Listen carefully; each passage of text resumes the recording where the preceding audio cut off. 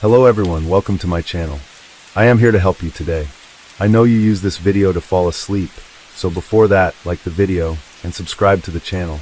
Also, where are you from and what time are you watching? Now get comfortable and relax. Case 1. On a chilly morning at the start of January, cold air blanketed London as an elderly man strolled leisurely along the narrow canal at the foot of the Tower of London. A thick mist covered the ground, and the bitterly cold wind cut through like a knife, causing him to huddle deeper into his old coat. Suddenly, the barking of stray dogs shattered the silence. The dogs, about 3 or 4 of them, had gathered in a corner near the canal, sniffing and growling frantically. Curiosity slowed the man's steps, his eyes squinting in suspicion. What are they doing? He wondered to himself. As he got closer, he detected a strange foul stench. Cautiously, he took a few more steps, and the scene before him made him weak in the knees. Lying motionless in the grass by the roadside was the body of a young girl. The victim had been brutally attacked, her face horribly mutilated, her body covered in countless wounds, and most terrifying of all, her chest had been torn open. The man stumbled as he ran toward the police box, the horrifying image he had just witnessed still haunting his mind. Upon arriving, he gasped for breath, sweat pouring down his forehead, and his body trembling uncontrollably. The body, a girl, by the canal. The man tried to report the incident to the police. As soon as they received the news, the police quickly dispatched an investigation team to the scene. When the investigative team stepped out of their vehicle, the gruesome sight before them sent chills down everyone's spine. The scene when the authorities arrived was horrifying. The semi-naked body of the girl was covered in numerous wounds from her face to her legs, inflicted by a knife. The victim had also been sexually assaulted before her death. Her skull had been shattered, and her blood-soaked blonde hair clung to her head. When the detectives opened her sweater, they staggered in utter horror. The victim's chest had been torn open, her heart was missing, and several internal organs were also gone. The strangest and most suspicious thing was that, despite the grotesque scene, there was not a single trace of blood. The area surrounding the body was eerily clean. The investigation team immediately hypothesized that the girl had been killed elsewhere, and her body was later moved to this location. But the most chilling thought was that the killer may have drained her blood before transporting the victim here. This idea sent a cold shiver through everyone present at the scene, who could carry out such a cruel and bizarre act. While the police were still searching for clues and had yet to identify the victim, suddenly, from the crowd of onlookers gathered around the scene, a man with a pale, terrified face rushed straight toward the young girl's body. The man could no longer maintain his composure. His legs trembled, and then he collapsed to the ground in utter despair. He sobbed uncontrollably, his trembling hands reaching out toward the girl as he cried out in anguish. "Oh, Pamela!" That man was none other than Edward Theodore Chalmers Werner, a resident of the prestigious Legation Quarter. His sudden appearance left the police even more bewildered. Before the investigators, Werner admitted that the victim was indeed Pamela Werner, his adopted daughter, whom he loved like his own flesh and blood. In his desperate state, Edward Werner tearfully revealed that his daughter, Pamela Werner, had gone missing the night before. All night long, there had been no clues, no sign of the girl. He recounted that they had searched everywhere, but no one had imagined that this horrific end was waiting for them. The shocking murder, with its gruesome details, spread fear throughout the public. People shuddered at the sheer brutality of the crime committed by the killer. The victim's identity was quickly confirmed. The young girl, only 17 years old, was named Pamela Werner, the adopted daughter of Edward Theodore Chalmers Werner, a former British consul in Beijing, China. Edward had adopted Pamela from an orphanage in Beijing after learning that his wife, Gladys Nina, was unable to have children. From the moment he welcomed the little girl into his family, Edward saw Pamela as his joy, the only light in his life. He cherished his daughter as if she were a priceless gift bestowed upon him by life. But fate was not kind, and when Pamela was just 5 years old, her adoptive mother, Gladys, passed away due to illness. At that time, Edward, only 49 years old, was left to raise Pamela on his own, overcoming hardships to ensure her upbringing. Under Edward's care and love, Pamela grew up in a wealthy, upper-class environment, surrounded by people of high social standing. She not only blossomed into a beautiful young woman with a radiant appearance, but she also became someone with an independent, strong, and confident mindset. Pamela captivated many with her strong personality and sharp intellect, earning admiration from those around her. On that fateful evening, The sky over London was covered with ominous dark clouds, and the cold air crept through every alley, as if signaling that something terrible was about to happen. Pamela and her two close friends had spent the afternoon ice skating at a crowded rink in the city. Laughter echoed, the sound of skates gliding on the ice filled the air. It was a peaceful and joyous scene, but no one could have imagined that this would be the last evening they would see Pamela alive. When the clock struck 7 p.m., the sky was pitch black, with only the dim streetlights and the piercing cold remaining.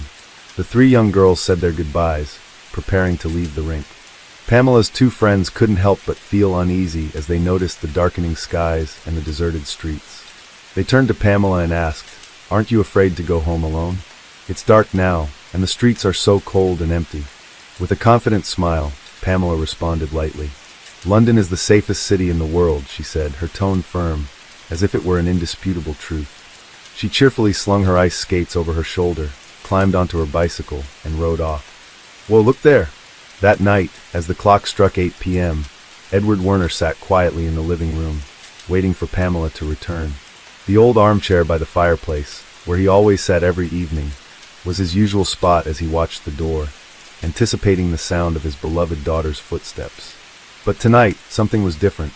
It was already past the time Pamela should have been home, and a vague sense of anxiety began to creep into his heart. Edward kept glancing at the clock on the wall. As the hours passed, his worry grew.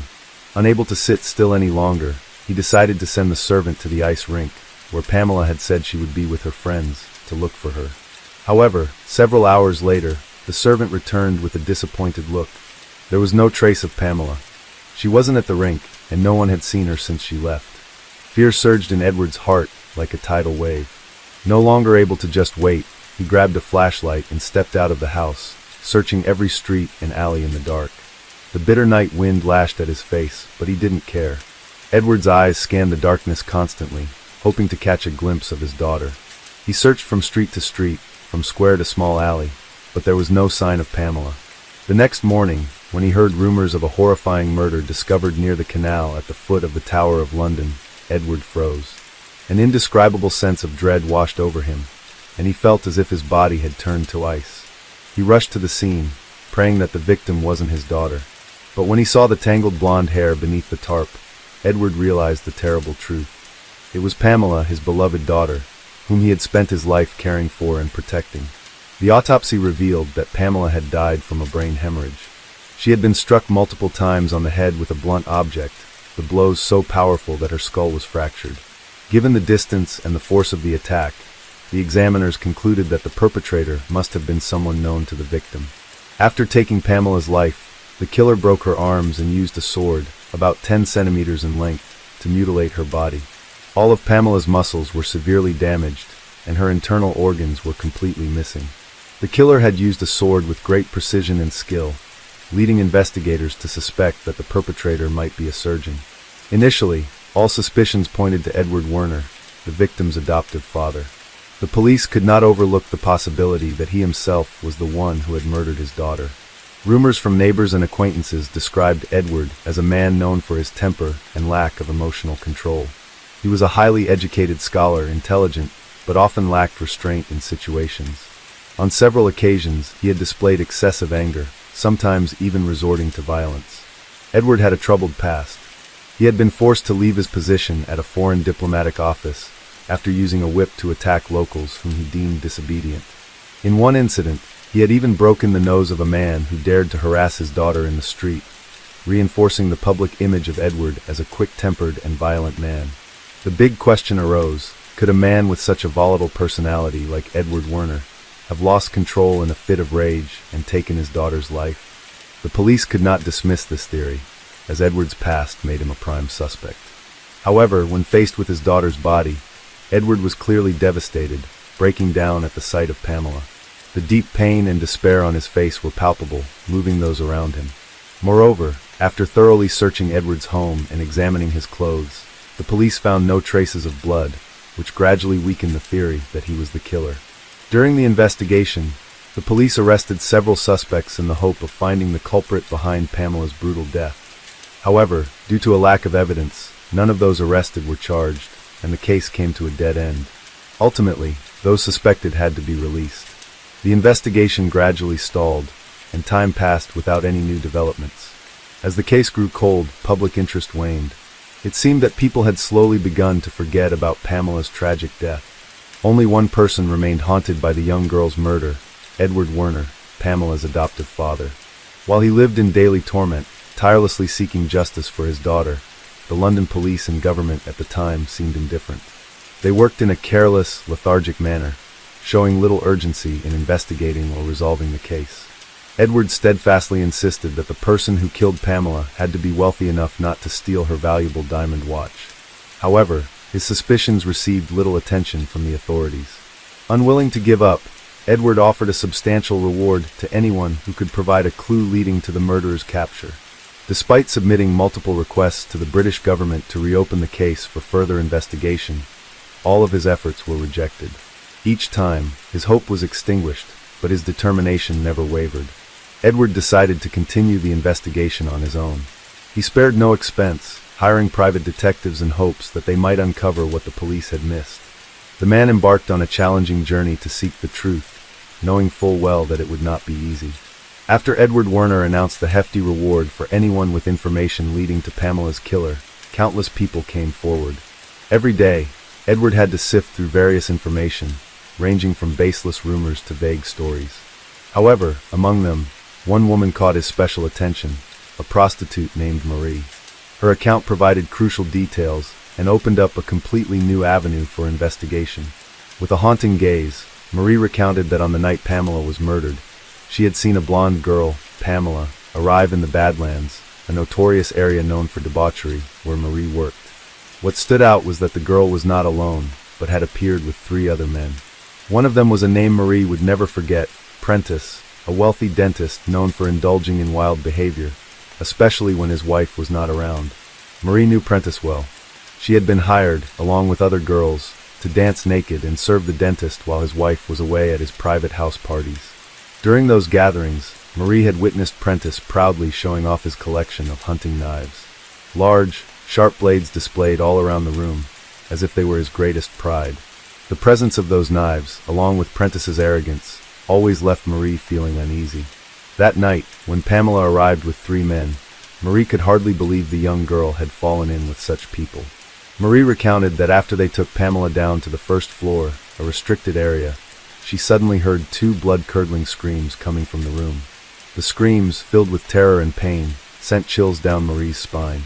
Then, everything fell silent for a brief moment before a loud thud echoed, like the sound of a body hitting the floor. Marie trembled, believing that in that very moment, Pamela had been murdered.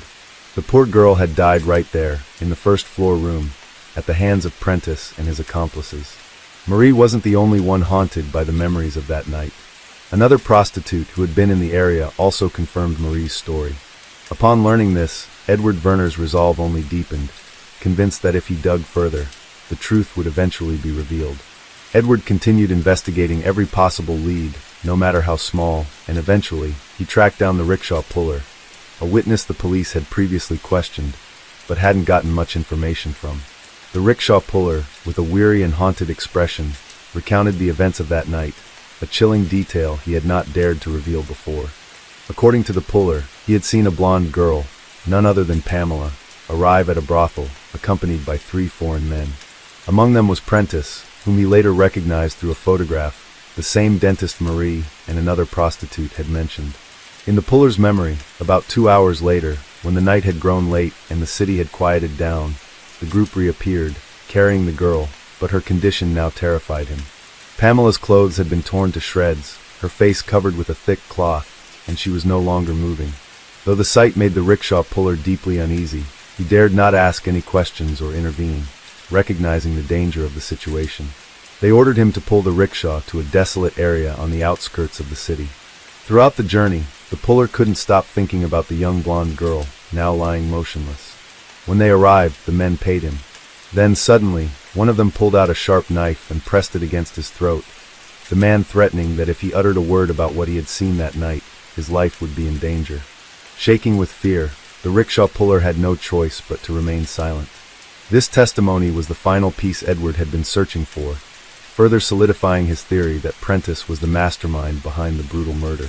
Pamela's case could not be allowed to fade into oblivion, and despite the dangers he faced, Edward was determined to go to any length to seek justice for his beloved daughter. There was evidence of Prentice and his group hosting depraved sex parties. They would hunt down girls, invite them to these gatherings, and then force them into sexual acts. Afterward, the girls were forced into silence, partly out of fear and partly due to shame. Edward also discovered that on the night Pamela was killed, no movie was being shown at the cinema, even though Prentice had claimed he went to see a film that evening. Once again, Edward petitioned to reopen the case, and once again, the court rejected the grieving father's plea. Piecing the events together, Edward could now clearly see what had happened. In reality, Prentice had set his sights on Pamela ever since he treated her teeth. Afterward, he invited Pamela to a party. Trusting the dentist as a good person, she accepted the invitation. After leaving the first party, the group took her to a brothel. There, the young girl was overpowered by 3 men. She was a very strong person, but this time she was helpless. They held her arms and legs tightly and struck her hard on the head with a blunt object. She collapsed to the ground. Just 3 minutes later, she died in that filthy brothel. At that moment, the criminals panicked as they realized they were left with her lifeless body. They knew they had to dispose of the corpse, making sure no one could identify it and leaving no trace of the culprits behind. Despite Edward Werner's tireless efforts to bring Pamela's case to light, the horrifying truth remained concealed. The case gradually faded into obscurity, not due to a lack of evidence, but because of unseen hands controlling everything behind the scenes. The police, either out of laziness or worse, having been bribed, showed little interest in conducting a thorough investigation. They turned a blind eye to the clear evidence that Edward had painstakingly gathered. Over 150 pages of documents Edward meticulously compiled, including crucial evidence, witness testimonies, and his sharp theories were heartlessly dismissed. Werner's grief over the loss of his daughter was compounded by a deep sense of helplessness. He had done everything he could, but the powerful system, and the indifference of those in authority, ensured that Pamela's case would forever remain an unsolved mystery. Case 2. Pastor Elijah King, 42, was the embodiment of devotion in his Florida community. Known for his fiery sermons on faith, family, and moral values, Elijah's ministry drew hundreds of followers who saw him as a beacon of righteousness. His dedication to his church and his family earned him admiration, with many viewing him as the living example of the virtues he preached. Naomi King, 38, was the perfect counterpart to Elijah. Graceful and composed, she balanced her roles as a preacher's wife and the dedicated mother of their 5 children, Abigail, 16, Elijah Jr., 14, Noah, 12, Sophie, 9, and Micah, 6. Naomi's presence in the community was constant, leading Sunday school, organizing charity drives, and supporting Elijah's ministry at every step. Together, they presented the image of a family blessed by faith, living a life others could only aspire to. At the heart of their spiritual foundation was Deacon Henry King, Elijah's 65-year-old father. A respected elder in the church, Henry had spent decades serving as a deacon and a moral compass for the congregation. His influence on Elijah's upbringing was profound. From a young age, Henry had instilled in his son a deep reverence for God, a commitment to family, and an unwavering adherence to Scripture. Elijah often credited his father during sermons, praising him as the rock upon which their family had been built. The King household was vibrant with activity. Abigail, 16, was thoughtful and academically driven, often helping with church youth programs. Elijah Jr., 14, was reserved but attentive, always eager to lend a hand during church services. Noah, 12, was the family's curious and playful spirit, while Sophie, 9, was known for her sensitivity and eagerness to please. The youngest, Micah, 6, was the light of the family, doted on by everyone and blissfully unaware of life's complexities. Sunday dinners at Henry's home were a cherished family tradition. These gatherings often began with scripture readings and heartfelt prayers led by Henry himself, followed by lively discussions about the church and community. For Elijah, these moments were a source of pride, a symbol of the strong bond that connected the King family and their shared dedication to their faith. One evening at dinner, the King family sat gathered around their oak dining table, enjoying a rare moment of laughter and togetherness. Abigail, their eldest at 16, spoke up with excitement in her voice. For my genealogy project at school, I thought it'd be fun if we all did a DNA test.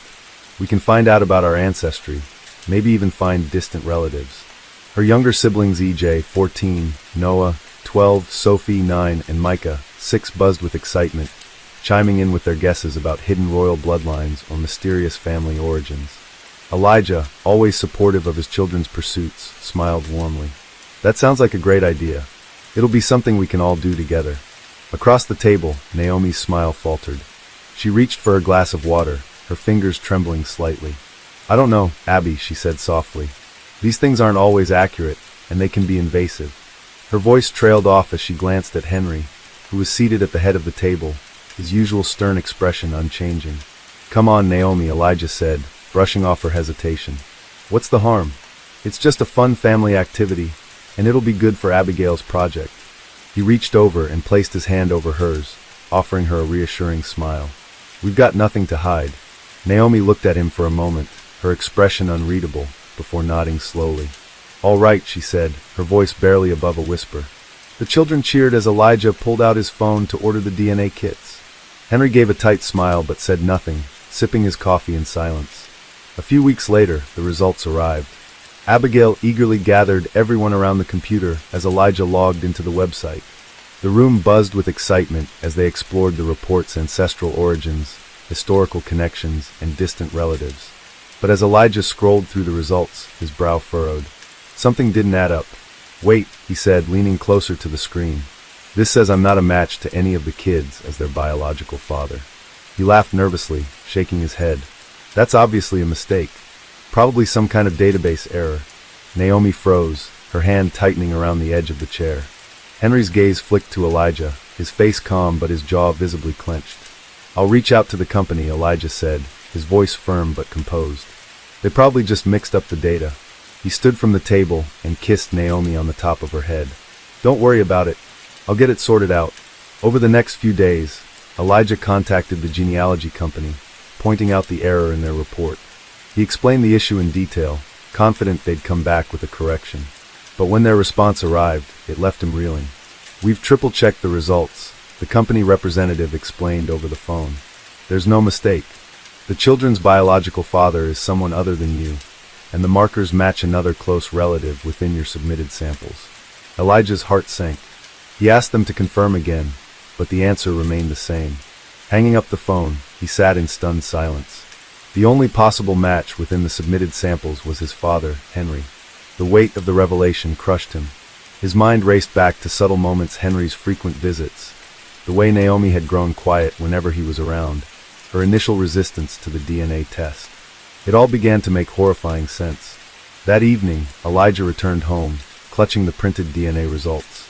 Naomi was in the living room, folding laundry. He threw the papers onto the table, his face a mask of fury and disbelief. Explain this, he demanded, his voice cold and sharp. Naomi's eyes darted to the papers, then to Elijah. What are you talking about? She asked, her voice trembling.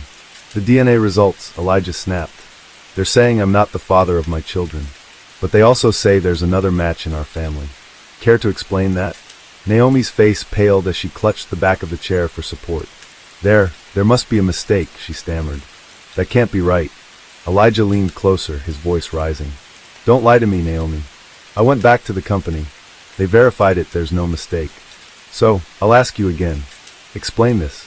Naomi broke down, tears streaming down her face as she sank into the chair. Through sobs, she confessed to a dark secret she had kept buried for years. Early in their marriage, Henry had coerced her into a sexual relationship. His influence and authority made her feel powerless to resist, and the abuse had continued for years. All 5 of them, Naomi whispered, her voice breaking. They're all his. I didn't know how to stop it. I didn't want to destroy you, Elijah. Elijah staggered back, the room spinning around him. The woman he loved, the father he revered, they had shattered his life in the most personal and devastating way imaginable. He stormed out of the house, his mind a storm of rage, betrayal, and disbelief. Elijah King sat alone in his car that night, the weight of Naomi's confession pressing down on him like a physical force. His mind raced, each thought darker and more chaotic than the last. The life he had built, his faith, his family, his ministry, had been a lie. His children, his pride and joy, were not his. His wife, the woman he had trusted above all, had been trapped in a horrifying secret.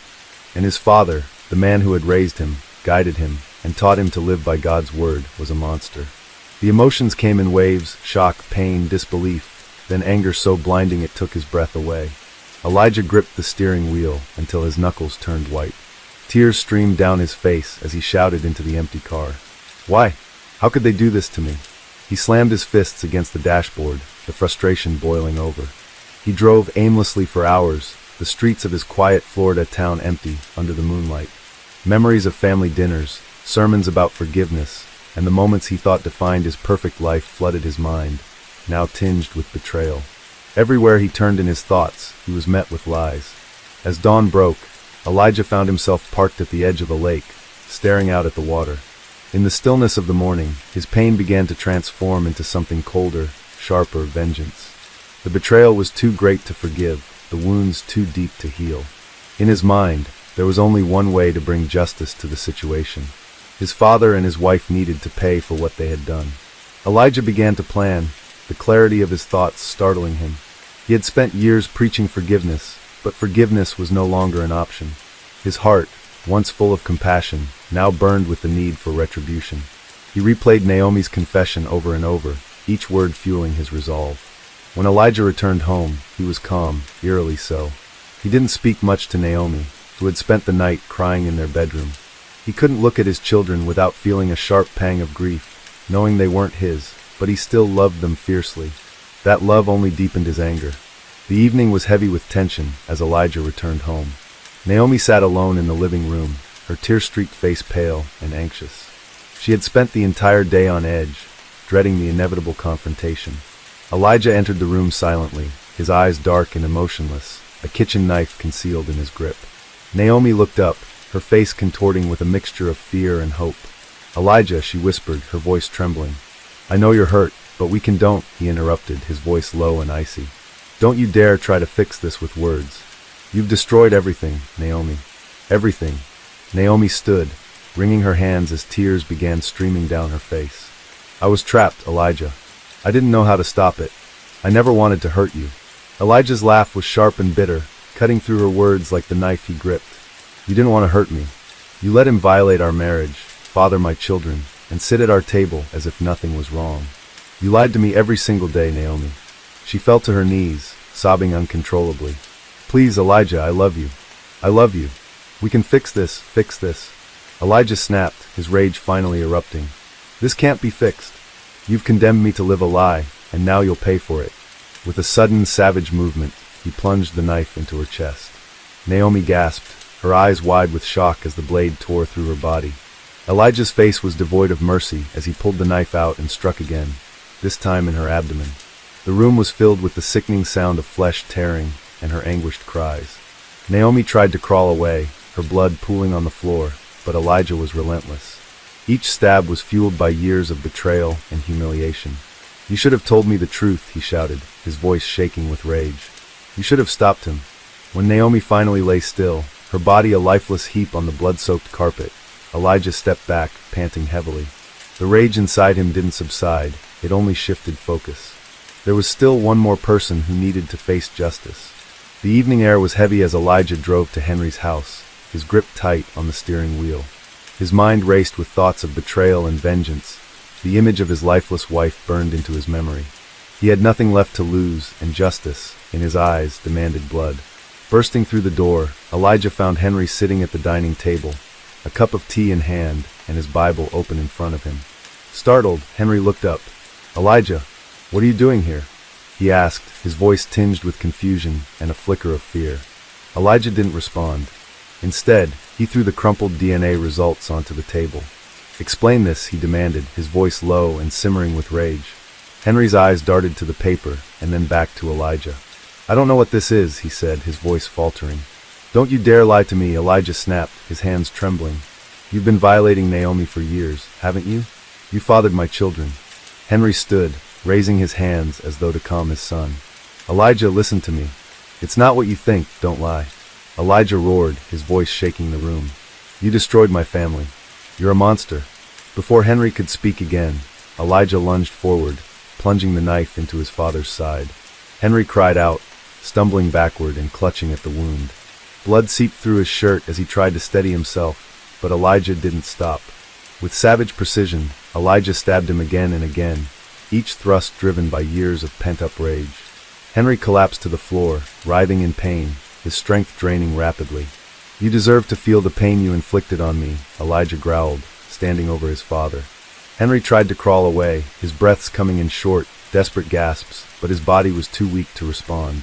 Elijah knelt beside him, his voice cold and steady. "This is for Naomi. This is for the years of lies. This is for my children." Gripping the knife tightly, Elijah began the gruesome act of cutting off Henry's manhood. Henry's screams of agony filled the room, his body convulsing as blood pooled beneath him. Elijah's expression was stone cold, his focus unwavering as he carried out his grotesque retribution. The pain proved too much for Henry. His screams weakened, his body trembling violently before going limp. He exhaled one final, ragged breath and then was silent. Elijah dropped the knife, now slick with blood, and stumbled back, his chest heaving.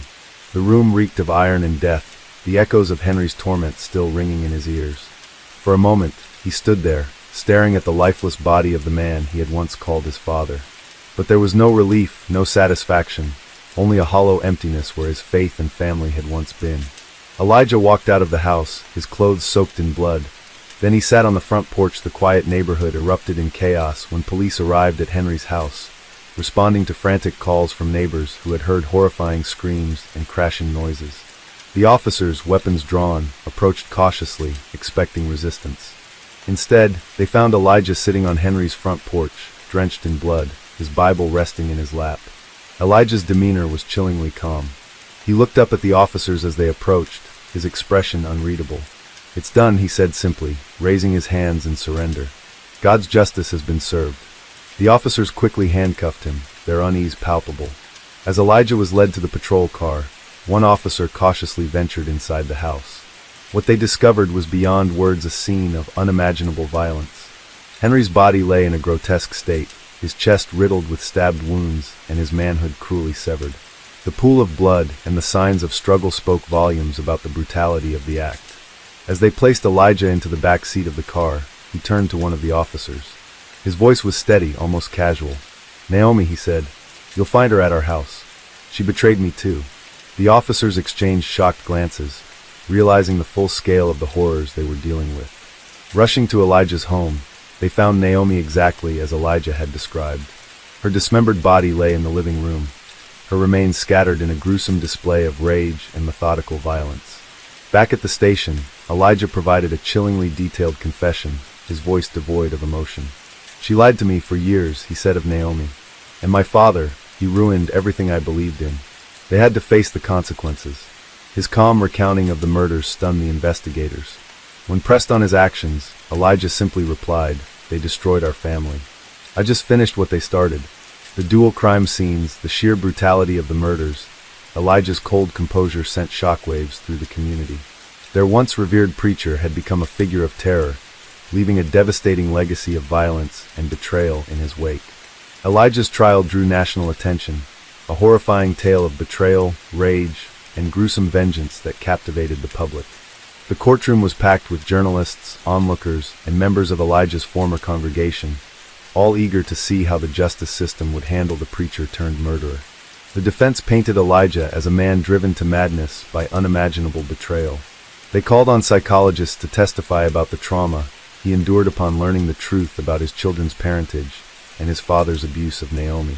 They described his actions as those of a man pushed past the limits of human endurance. The prosecution, however, focused on the premeditated and brutal nature of the murders, particularly the gruesome mutilation of his father. Prosecutors argued that while the betrayal he suffered was extreme, it could not justify the sheer violence of his actions. The jury deliberated for several days, weighing the horrific circumstances against the brutality of Elijah's crimes. In the end, they returned with a verdict of guilty on 2 counts of first-degree murder. The judge, acknowledging the complexity of the case but bound by the law, sentenced Elijah to life in prison without the possibility of parole. Elijah's children, now orphans, were separated and placed in foster care, each struggling to come to terms with the horrific truths about their family. The once-admired King family became a haunting cautionary tale, a stark reminder of how hidden secrets and betrayal can tear even the most devout lives apart. As Elijah was led out of the courtroom in shackles, He carried his Bible tightly in hand, muttering prayers to a God he believed had guided his actions. To the public, he became a symbol of the destructive power of secrets and rage, a tragic figure who lost everything in his quest for justice. Elijah King's descent from a pillar of faith to a figure of horror serves as a chilling testament to the destructive power of secrets and betrayal. This tale reminds us that even the most revered individuals are not immune to the chaos hidden truths can unleash. Case 3. In 2012, at the Summer Olympics in London, the star of a young Puerto Rican boxer, Felix Verdejo Sanchez, shone brightly. He was called a diamond, one of the most promising athletes of his country. He was predicted to win titles and gold medals. Then it seemed to everyone that this talented and motivated young man will reach fantastic heights in sports. In 2021, the name of the boxer again traveled all the world's media, but this time fell into the section of criminal chronicles.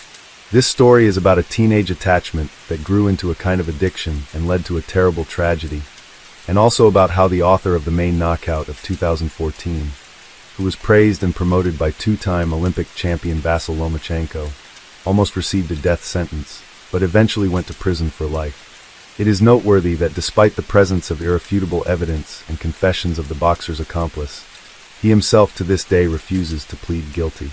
The future star of world boxing was born in the Puerto Rican city of San Juan in 1993 on May 19th. He grew up in a rather modest large family, and from an early age was fond of port.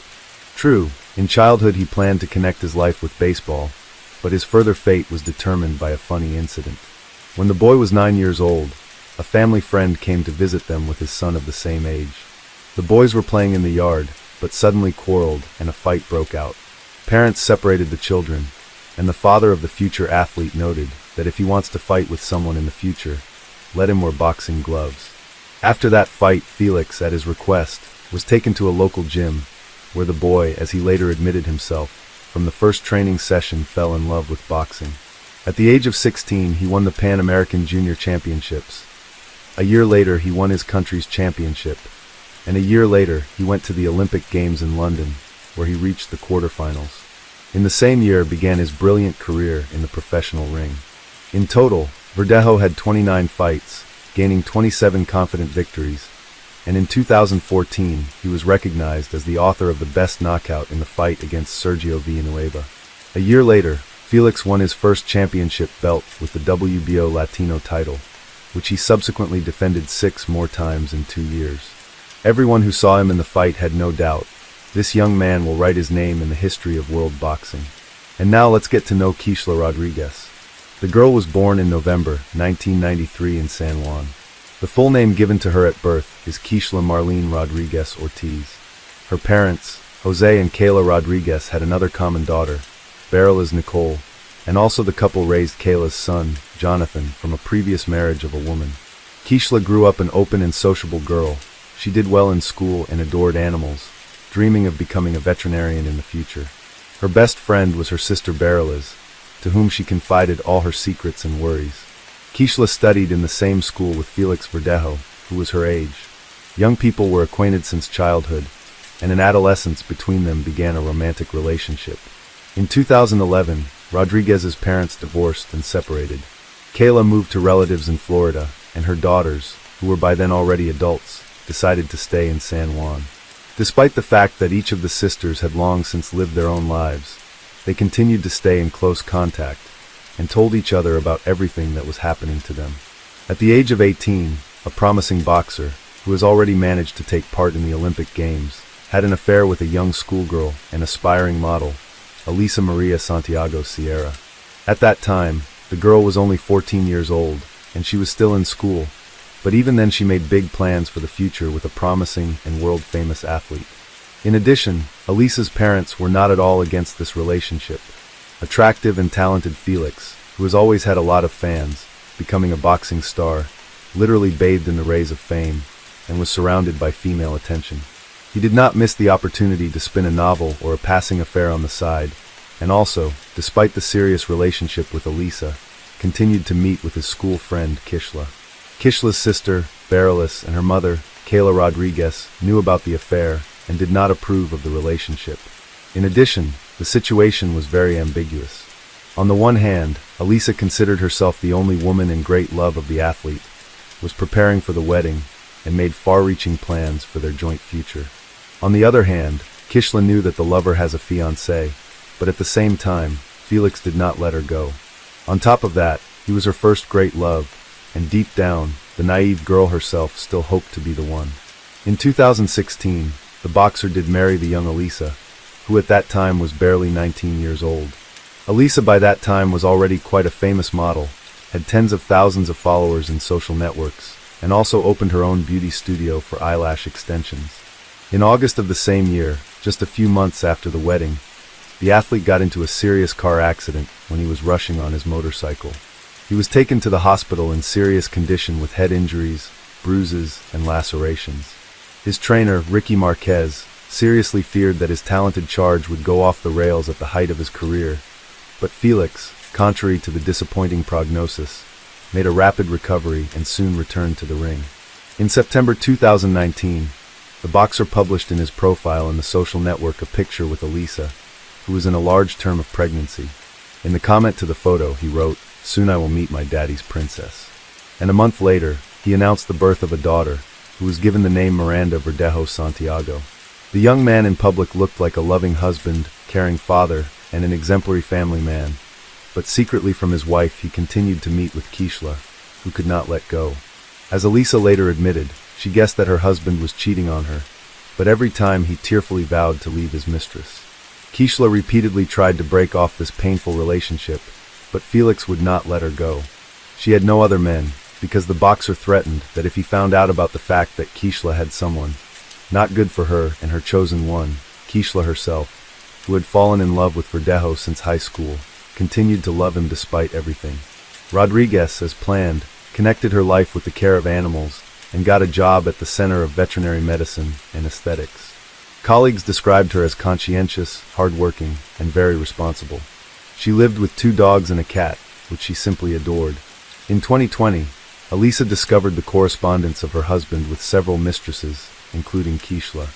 The wife gave her husband a scandal and threw him out of the house, threatening that she would file for divorce and forbid him to see his daughter.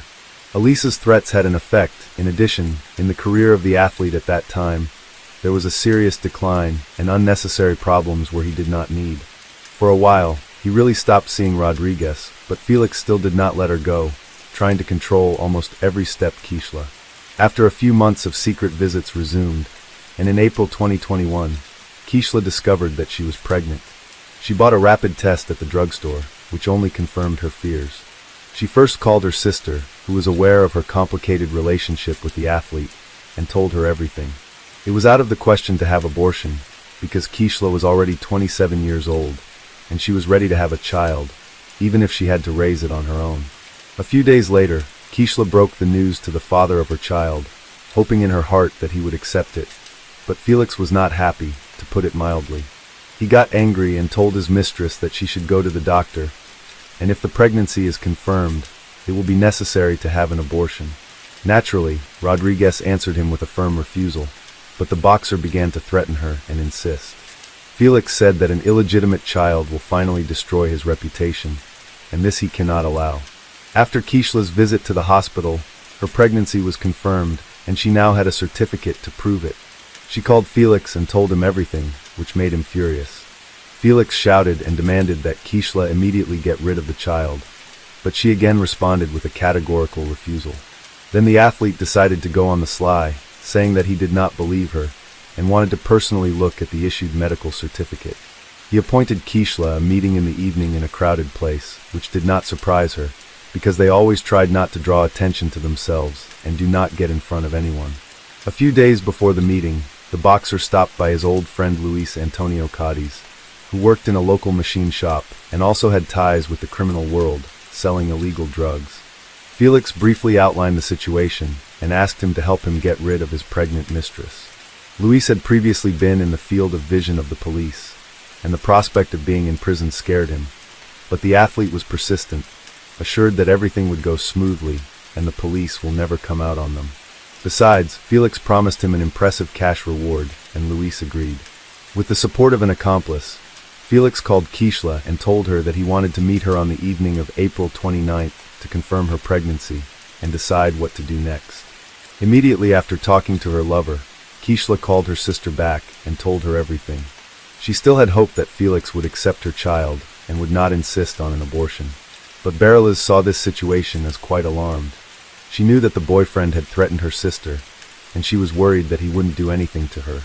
Bereliz called her mother and shared her concerns, but even together they could not dissuade Kishla from that fateful meeting. At the appointed time, Rodriguez, taking a doctor's note, arrived at the meeting in her own Kia Forte automobile. Verdejo drove there in his pickup truck, in the back of which Luis was hiding. Kishla immediately got into the athlete's car and showed him the results of the tests. He once again talked about terminating the pregnancy, but Kishla, crying, again responded with a refusal. Against this background, the couple began to quarrel violently, turning to shouting. Then Felix suddenly hit Kishla in the head with his fist, from which she immediately lost consciousness. Until Kishla regained consciousness, Felix took a syringe with a large dose of illegal substances hidden in the glove compartment of the car, which Luis had obtained at his request, and injected Kishla.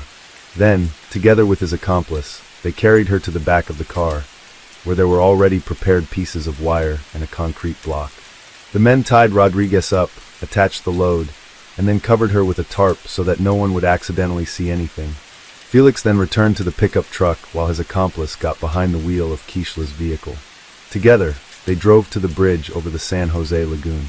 It was virtually deserted at night, and the men, making sure no one could see them, threw Kishla, still alive, into the water. Afterward, however, they decided to fire a few test shots in pursuit, using the firearms they had brought with them, so as not to leave the victim any chance. Having finished the massacre, each of the perpetrators went home. Kishla's co-workers were the first to worry when she didn't show up at the Veterinary Medicine and Aesthetics Center the next day. Kishla has always been very responsible, and couldn't just not show up for work without notifying anyone. Since she didn't answer the phone, it was decided to contact her sister to find out what happened. After several unsuccessful attempts to contact her sister, she went to her house. No one answered the door, but Bereliz had a spare key, so she got in without difficulty. However, she was met only by hungry animals who had not eaten anything for almost 24 hours. Now Bereliz was already in a panic, because she realized that something terrible or irreparable had happened to Kishla. She immediately called her mother and told her everything, and then reported to the police about her suspicions and threats to her sister.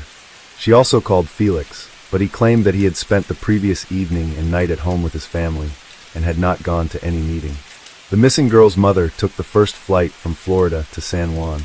She thought that her lover might have taken her daughter to a private clinic and paid for her to have an abortion without her consent. Kayla didn't even want to think about the fact that Kishla was no longer alive. The first thing to do was to question the co-workers, but they didn't notice anything suspicious and couldn't provide the investigation with any useful information. In parallel, messages about the disappearance of Rodriguez were posted on popular social networks with requests to respond to those who know anything about her fate or current whereabouts. The case quickly received wide publicity, and when it became known that the missing girl was in a long-term relationship with a famous athlete and was expecting a child from him, reporters literally lined up to interview any of Rodriguez's family members. The relatives did not hold anything back and spoke out about their suspicions, among other things, blaming Felix for the incident. On April 30th, Kishla's car was found abandoned on the east side of the city, with her documents and personal belongings inside. No signs of struggle were found in the interior, giving a faint hope of finding its owner alive. On May 1st, a passerby strolling on the bridge over the lagoon saw a strange shape resembling a human body in the shallow water. He reported his discovery to the police, who soon recovered from the water the body of a young woman, presumably the same one the whole city had been looking for several days. Members of the Rodriguez family who arrived to identify the body hoped to the last that it was not Kishla, but their hopes were not realized.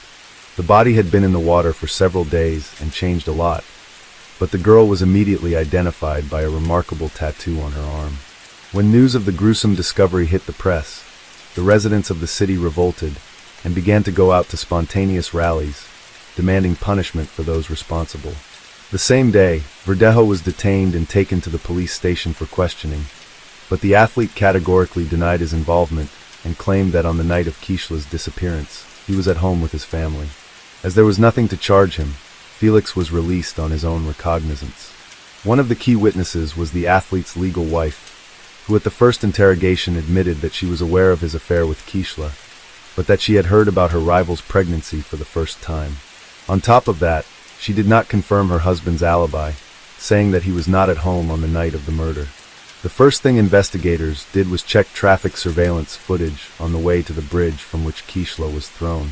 That's how they found Felix's pickup truck and the victim's car traveling behind each other. But the Kia Forte was clearly not driven by its owner. On the same day, the boxer's car was seized for examination, and in its body they found some hair of the deceased. Luis was the first to surrender to the police, promising to tell the whole truth in exchange for a reduced sentence. Felix was also taken into custody, but he refused to cooperate with the investigation, did not answer questions, and continued to deny his guilt, despite the presence of irrefutable evidence. A firearm was seized from Felix, which he used to shoot the victim from the bridge, and for which he had an official permit. Also, a cell phone check confirmed the fact that Felix, Luis, and Kishla were in the location on that fateful night. Kishla's final farewell was on May 8th, and the funeral ceremony was all over the national news. It was a kind of action, calling for the perpetrators of the tragedy to be punished to the full extent of the law, as well as an action to draw public attention to the problem of gender violence. The coffin with Rodriguez's body was brought to the cemetery, not in a traditional hearse, but in a white carriage, over which white flower petals were thrown from the air. Many famous Puerto Rican natives, including show business stars, athletes, politicians, and public figures, have spoken out about the high-profile incident. Verdejo was charged with carjacking, kidnapping, premeditated murder, and the murder of an unborn child. All of these crimes together carried the death penalty, but the relatives of the deceased from the very beginning asked the court to elect a sentence of life imprisonment for the killer, so that he would suffer in captivity for the rest of his life. The hearing was repeatedly postponed due to the worldwide coronavirus pandemic, but in the spring of 2021, the trial was held in virtual mode. The court found that the crime was committed by a group of persons by prior conspiracy, and with particular cruelty against a pregnant woman. It was possible to reconstruct the chain of events of that night, and the details of the crime, mainly thanks to the testimony of Luis, who did not deny his guilt. He admitted that it was he who, at the request of a friend, got the drug for injection, and also brought a wire and a concrete block to get rid of the body. But Felix continued to insist on his non-involvement in the case, although his words could not seriously affect the situation. By the way, the wife of the boxer, who acted in court as a witness, almost immediately after the arrest of her husband filed for divorce, and tried to abstract from what was happening, focusing on the development of his business and raising a young daughter. According to some reports, not so long ago, Elisa Santiago remarried. Elisa herself admitted in an interview that she repeatedly received anonymous calls and messages with death threats, as well as death wishes to her and even Miranda. Many considered it was the spouse of the athlete as the organizer of the crime, but no evidence was found. In the summer of 2023, it became known that the jury, having familiarized itself with all the evidence and heard the testimony of all the witnesses, was finally ready to announce the final verdict. Felix Verdejo and his accomplice Luis Cadiz were found guilty on each of the charges against them, but despite this, the killers have not yet been sentenced. The next court hearing is scheduled for mid-November 2023. Most likely, both men involved in the deaths of Kishla Rodriguez and her unborn child will likely go to prison for life, with no right to ever leave prison. Case 4. Jerome Henry Brudos was born on January 31st, 1939, in the small town of Webster, South Dakota. From the very beginning, his life was marked by hardship. As the second-born son, his arrival deeply disappointed his mother, who had longed for a daughter. This resentment shaped his childhood as he endured relentless physical and emotional abuse at her hands. Affection was something he never knew. No kind words, no comforting embrace, only harsh beatings and relentless scoldings. Throughout his early years, the Brudos family moved frequently across the Pacific Northwest, never settling in one place for too long. Eventually, they made their home in Salem, Oregon. By then, Jerry was a deeply unhappy child, carrying the weight of neglect and cruelty. Yet, in the midst of his misery, he stumbled upon something that finally gave his life meaning. One day, while exploring a local junkyard, he came across a pair of high-heeled shoes. Mesmerized, he took them home and once alone in his room, slipped them on.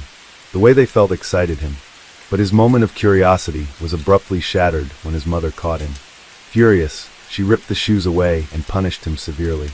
However, rather than discouraging him, this experience only deepened his obsession. As he grew older, his fixation expanded beyond shoes to include women's lingerie. He began stealing undergarments from neighbors, carefully hiding his trophies. By the age of 12, his compulsions escalated. He stole high heels from his teacher and undergarments from his classmates. His actions were alarming enough that he was sent to therapy and even admitted to psychiatric hospitals. Yet, nothing seemed to change his behavior. Adolescence only intensified his impulses. He started targeting women, attacking them by choking them into unconsciousness before fleeing with their shoes.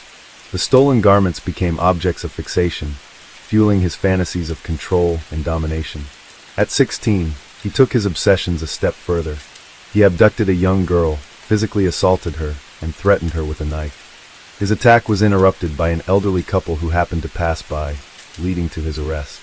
Once in custody, he confessed without hesitation. Psychiatric evaluations revealed a deep-seated hatred for women, particularly his mother, stemming from years of mistreatment. He was diagnosed with schizophrenia, though doctors believed his behavior was rooted more in immaturity than true danger. Convinced that he would simply outgrow his disturbing tendencies, they released him after 9 months.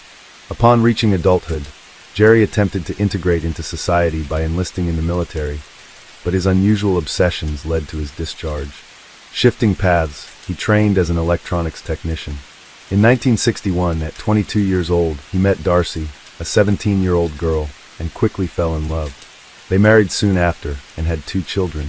However, Jerry proved to be as cold and violent toward his children as his mother had been toward him. Affection was non-existent, and discipline came through force. With his wife, however, he was intensely passionate, yet his desires took on an unsettling form. He confided in Darcy about his fantasies, insisting that she perform household chores while wearing nothing but high heels. He also demanded to photograph her in provocative poses. Though she felt uncomfortable, she feared confronting him. One evening, he approached her wearing women's lingerie. Shocked by her reaction, he seemed hurt, as if expecting her to understand. Over time, Darcy discovered his growing collection of photographs of women. Though she was disturbed, she let it pass. Eventually, she refused to be intimate with him. By the mid-1960s, Jerry began experiencing severe headaches and frequent blackouts. He insisted that the only way to relieve his symptoms was to go on nocturnal raids, where he would break into homes and steal women's shoes and lingerie. These stolen items were his treasures, carefully hidden in his garage, a place he guarded fiercely. To ensure no one disturbed his secret world, he installed an intercom system that alerted him if anyone approached. After years of theft and obsession, in 1968, Jerry decided to take his fantasies to a far darker level. 19-year-old Linda Slauson was a door-to-door saleswoman working hard to save money for college. On January 26, 1968, her sales route took her to a quiet neighborhood in Portland, Oregon. When she knocked on Garen's door, he was immediately drawn to her. His most sinister urges awakened. He lured her inside with lies, despite the fact that his wife and children were home, eating lunch. Once she stepped inside, he struck her hard, knocking her unconscious before dragging her silently into the garage. Not a single member of his family heard a sound. Inside his private lair, he strangled Linda to death. Afterward, he carefully undressed her, replacing her clothing with items from his collection. He then slipped high heels onto her lifeless feet and posed her for a series of photographs, preserving the moment forever. After committing his first murder, Jerry realized he couldn't keep Linda's body hidden in his garage forever. Determined to preserve a piece of his crime, he used a hacksaw to remove her left foot, placing it in a freezer. His intention was grotesque. He planned to use it as a model to shape the high-heeled shoes he had been collecting. The rest of her remains were disposed of a river, tied to a car engine before being pushed off a bridge. When he returned home, he fixated on the severed foot, slipping different pairs of heels onto it and taking photographs. It became his most treasured trophy. Meanwhile, Linda's disappearance went unnoticed for weeks. Her family reported her missing, but the publishing company she worked for had no record of the homes she had visited that day. Tracking her movements was impossible.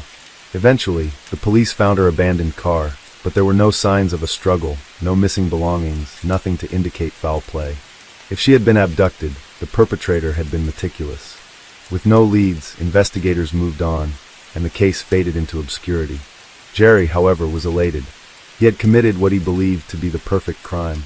But the satisfaction didn't last. His hunger for violence only grew stronger. Over the following months, he perfected his method, striking again and again. On November 26, 1968, 23-year-old Jan Whitney was traveling home for Thanksgiving when her car broke down between Salem and Albany. The breakdown created the perfect opportunity for Jerry to appear as a helpful stranger. He offered her a ride so she could call for a tow truck, and she accepted, seeing no reason to be wary. But as they drove, he suddenly attacked her with a leather strap before subjecting her to further abuse. Afterward, he suspended her body in his garage, leaving it hanging from a pulley for several days. During that time, he dressed her, photographed her, and assaulted her again. Taking his depravity even further, he amputated one of her breasts and created a resin mold, turning it into a grotesque paperweight. When he was finally done, he tied her body to a heavy metal object and dumped it in a river. A few days later, police discovered Jan's car abandoned by the roadside near Albany, exactly where it had broken down. The car was locked, and authorities theorized that she may have sought help from a passing driver. Like Linda before her, Jan simply vanished. There were no clues, no witnesses, and no leads. Jerry remained untouchable, and his thirst for blood only intensified. On March 27, 1969, 18-year-old Karen Sprinker parked her car outside a department store, unaware that she was moments away from a nightmare. As she stepped out, Jerry, this time disguised in women's clothing, appeared and forced her into his vehicle at gunpoint. He drove her straight to his garage, where he once again carried out his horrific ritual. He forced her to model his collection of lingerie, photographing her in disturbing poses before strangling her with the garage pulley. Even in death, his cruelty continued.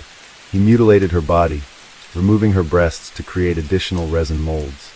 Finally, as he had done before, he weighed down the remains and discarded them in a river. That afternoon, Karen's mother waited for her at a downtown restaurant, excited to reunite with her daughter after months apart. But Karen never arrived. After waiting over an hour, her mother grew anxious and called the police.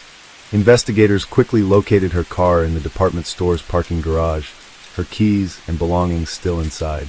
Witnesses reported seeing a tall, odd-looking woman in the area that day, but one person claimed to have realized that this woman was actually a man in disguise. Though it was an unusual detail at the time, authorities had no reason to connect it to Karen's disappearance. Less than a month later, on April 21, 1969, 24-year-old Sharon would left her job in Portland to meet her ex-husband and discuss their divorce. As she reached her car in an underground parking lot, she suddenly felt something hard press against her back. A voice ordered her not to scream. Turning around, she saw a tall, freckled man pointing a gun at her. It was Jerry, hunting for his next victim. Sharon had no intention of becoming another statistic. She fought back with all her strength. In the struggle, she managed to bite his hand, drawing blood, and tried to wrestle the gun from him. Enraged, he slammed her head against the concrete, momentarily stunning her. But before he could finish what he had started, he heard footsteps approaching. Panicked, he fled, leaving Sharon battered but alive. A witness called the police, and Sharon gave them a detailed description of her attacker, a tall man with blue eyes and freckles. But when investigators searched the area, no one matching that description could be found. The very next day, on April 22nd, he attempted to abduct 15-year-old Gloria Smith in Salem. He tried to force her into his car, but she managed to escape and report the incident.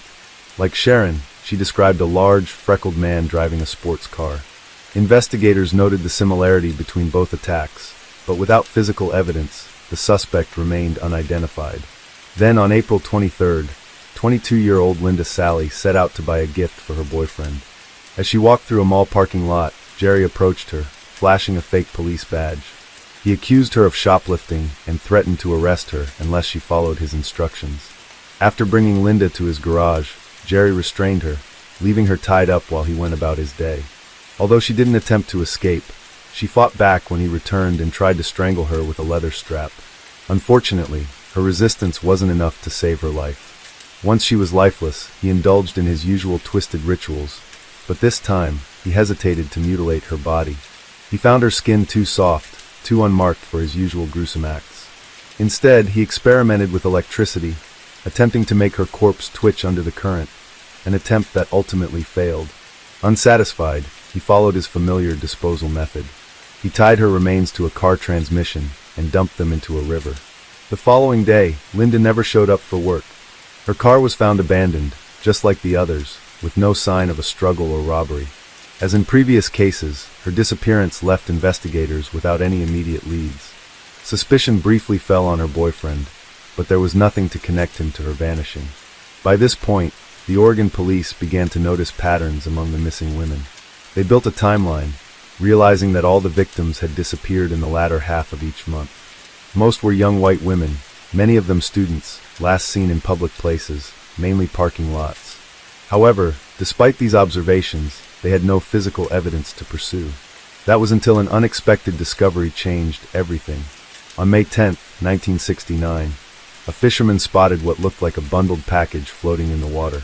When he approached, he realized it was something far more sinister, the weighted-down body of a woman.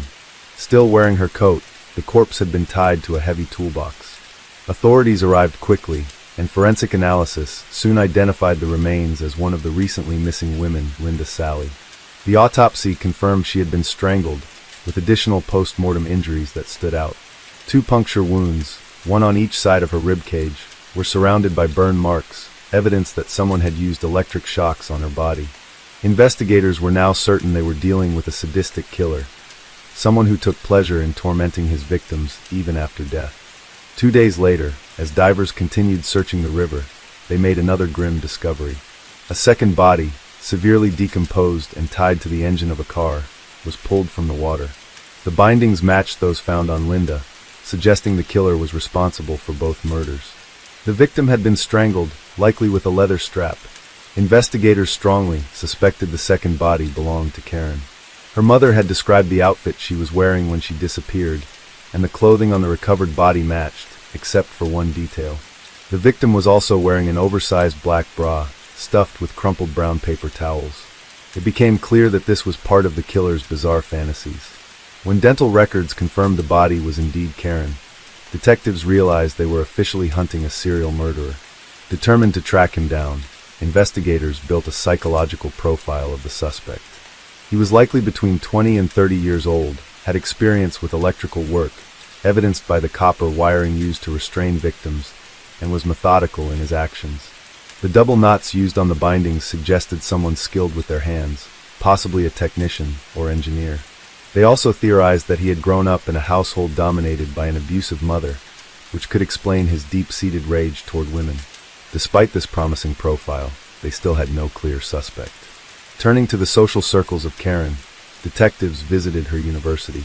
They questioned her classmates, hoping to uncover any unusual encounters before her disappearance. Several students reported receiving disturbing phone calls from a man pressuring them to go on dates. Others mentioned a suspicious red-haired heavy-set man frequently seen loitering around campus. The breakthrough came when one student recounted a recent meeting with a man claiming to be a war veteran who just wanted someone to talk to. She had agreed to meet him on campus and provided a description. He was tall, had light-colored hair, and was covered in freckles. This matched the descriptions given by previous victims who had narrowly escaped. The student recalled that during their conversation, the man had made unsettling comments about the missing women whose bodies had recently been found in the river. When he invited her for a walk, she declined, sensing something was off. Before leaving, he promised to call her again the following week. Now, detectives saw an opportunity. They urged the young woman to accept his next call and arrange another meeting while police prepared to intervene. On May 25th, as expected, the man called again. The student agreed to meet him, and an hour later, he arrived at the university. He was exactly as described, tall, freckled, and overweight. Detectives, who had been waiting nearby, immediately took notice. When questioned, the man introduced himself politely. His name was Jerry Brutos. He explained that he worked as an electrician, lived in Salem with his wife and 2 children, and seemed completely at ease. His composure was unsettling. There was no nervousness, no sign that he felt threatened by the police's presence. Lacking concrete evidence to detain him, detectives had no choice but to let him go. However, before he left, they noted the license plate number of his car. Back at the station, investigators ran his information through the police database and uncovered two crucial details. First, Brudos had a history of psychiatric treatment for disturbing sexual behavior. Second, records showed that Linda Sally, the missing encyclopedia saleswoman, had been in his neighborhood shortly before she disappeared. It was the first real link connecting him to the crimes. Determined to confront their prime suspect, detectives made their way to Brudos' home in Salem. As one detective engaged Jerry in conversation, the other discreetly examined his home, eventually reaching the garage. There, he found more copper wires, some tied in the same intricate knots that had been discovered on the victims pulled from the river. Suspended from the ceiling was a sturdy hook, eerily similar to what had been described in the forensic reports. Suspicion mounting, police obtained a warrant to search Brudos' car. Inside, they found that the interior had been meticulously cleaned too thoroughly, as if he had tried to erase any trace of evidence. Though this alone wasn't enough to charge him, detectives soon remembered the statement given by Gloria, the 15-year-old girl who had escaped an attempted abduction. They arranged a police lineup, and when Gloria was brought in, she immediately identified Brudos as the man who had tried to force her into his vehicle. This was the break they needed. Brudos was arrested and held on multiple charges, including possession of an illegal firearm, as a gun had been found in his vehicle. Realizing that police were closing in on him, he instructed his wife to burn his collection of women's clothing and lingerie, items that could directly link him to his crimes. However, Darcy, who had long grown tired of her husband's disturbing behavior, did not comply. Instead, she allowed investigators full access to the garage, leading to the discovery of what would later be known as the Chamber of Horrors. On May 29, 1969, Brudos was formally taken into custody as police conducted a second, more thorough search of his home. This time, they uncovered a hidden stash of women's high-heeled shoes, along with an extensive collection of lingerie, including bras, girdles, panties, and slips. But the most damning evidence was a set of photographs, images so disturbing that they left no doubt about his guilt. Among them were pictures of Brudos himself dressed in women's undergarments, but far more chilling were the photographs of his victims. One image depicted a lifeless body dressed in various outfits, posed as though it were still alive. However, one photograph sealed his fate. It showed a young woman dressed in black lace lingerie and garters, suspended from the ceiling by a rope. A mirror on the floor reflected the gruesome scene from below, and in the lower corner of the frame, the reflection of the killer was captured, Brudos himself, staring with satisfaction at the corpse he had just posed. Initially, Brudos denied any involvement in the murders. However, under intense questioning, he finally broke. He admitted to murdering and mutilating 4 women, tossing their remains into the river after keeping select body parts as souvenirs. What struck investigators most was his complete lack of remorse. He spoke with enthusiasm about his fetish for women's shoes, underwear, and the thrill he felt posing his victims.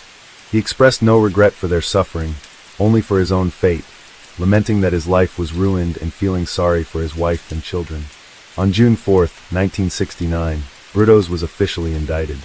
He initially pleaded not guilty, and his trial soon became a media sensation. He attempted to claim insanity, portraying himself as a victim of an abusive mother who had shaped his deviant tendencies. He even wept before psychiatrists, hoping to gain their sympathy. But the experts weren't fooled. 7 psychologists reviewed his case and rejected his insanity plea, diagnosing him instead with antisocial personality disorder. They concluded that, while he was deeply disturbed, he was fully aware that his actions were wrong. He was described as a narcissistic psychopath with a high IQ, calculated, manipulative, and entirely self-absorbed. Realizing there was no chance of an acquittal, Brudos changed his plea. He confessed to the murders of John Whitney, Karen Sprinker, and Linda Saley. He also admitted to killing Linda Slauson, the encyclopedia saleswoman, but was never convicted for her murder, as no remains were found, nor did he keep photographs of her. On June 28, 1969, the court sentenced Brudos to 3 consecutive life sentences without the possibility of parole. His reign of terror was officially over. His wife, Darcy, was briefly arrested and investigated as a potential accomplice.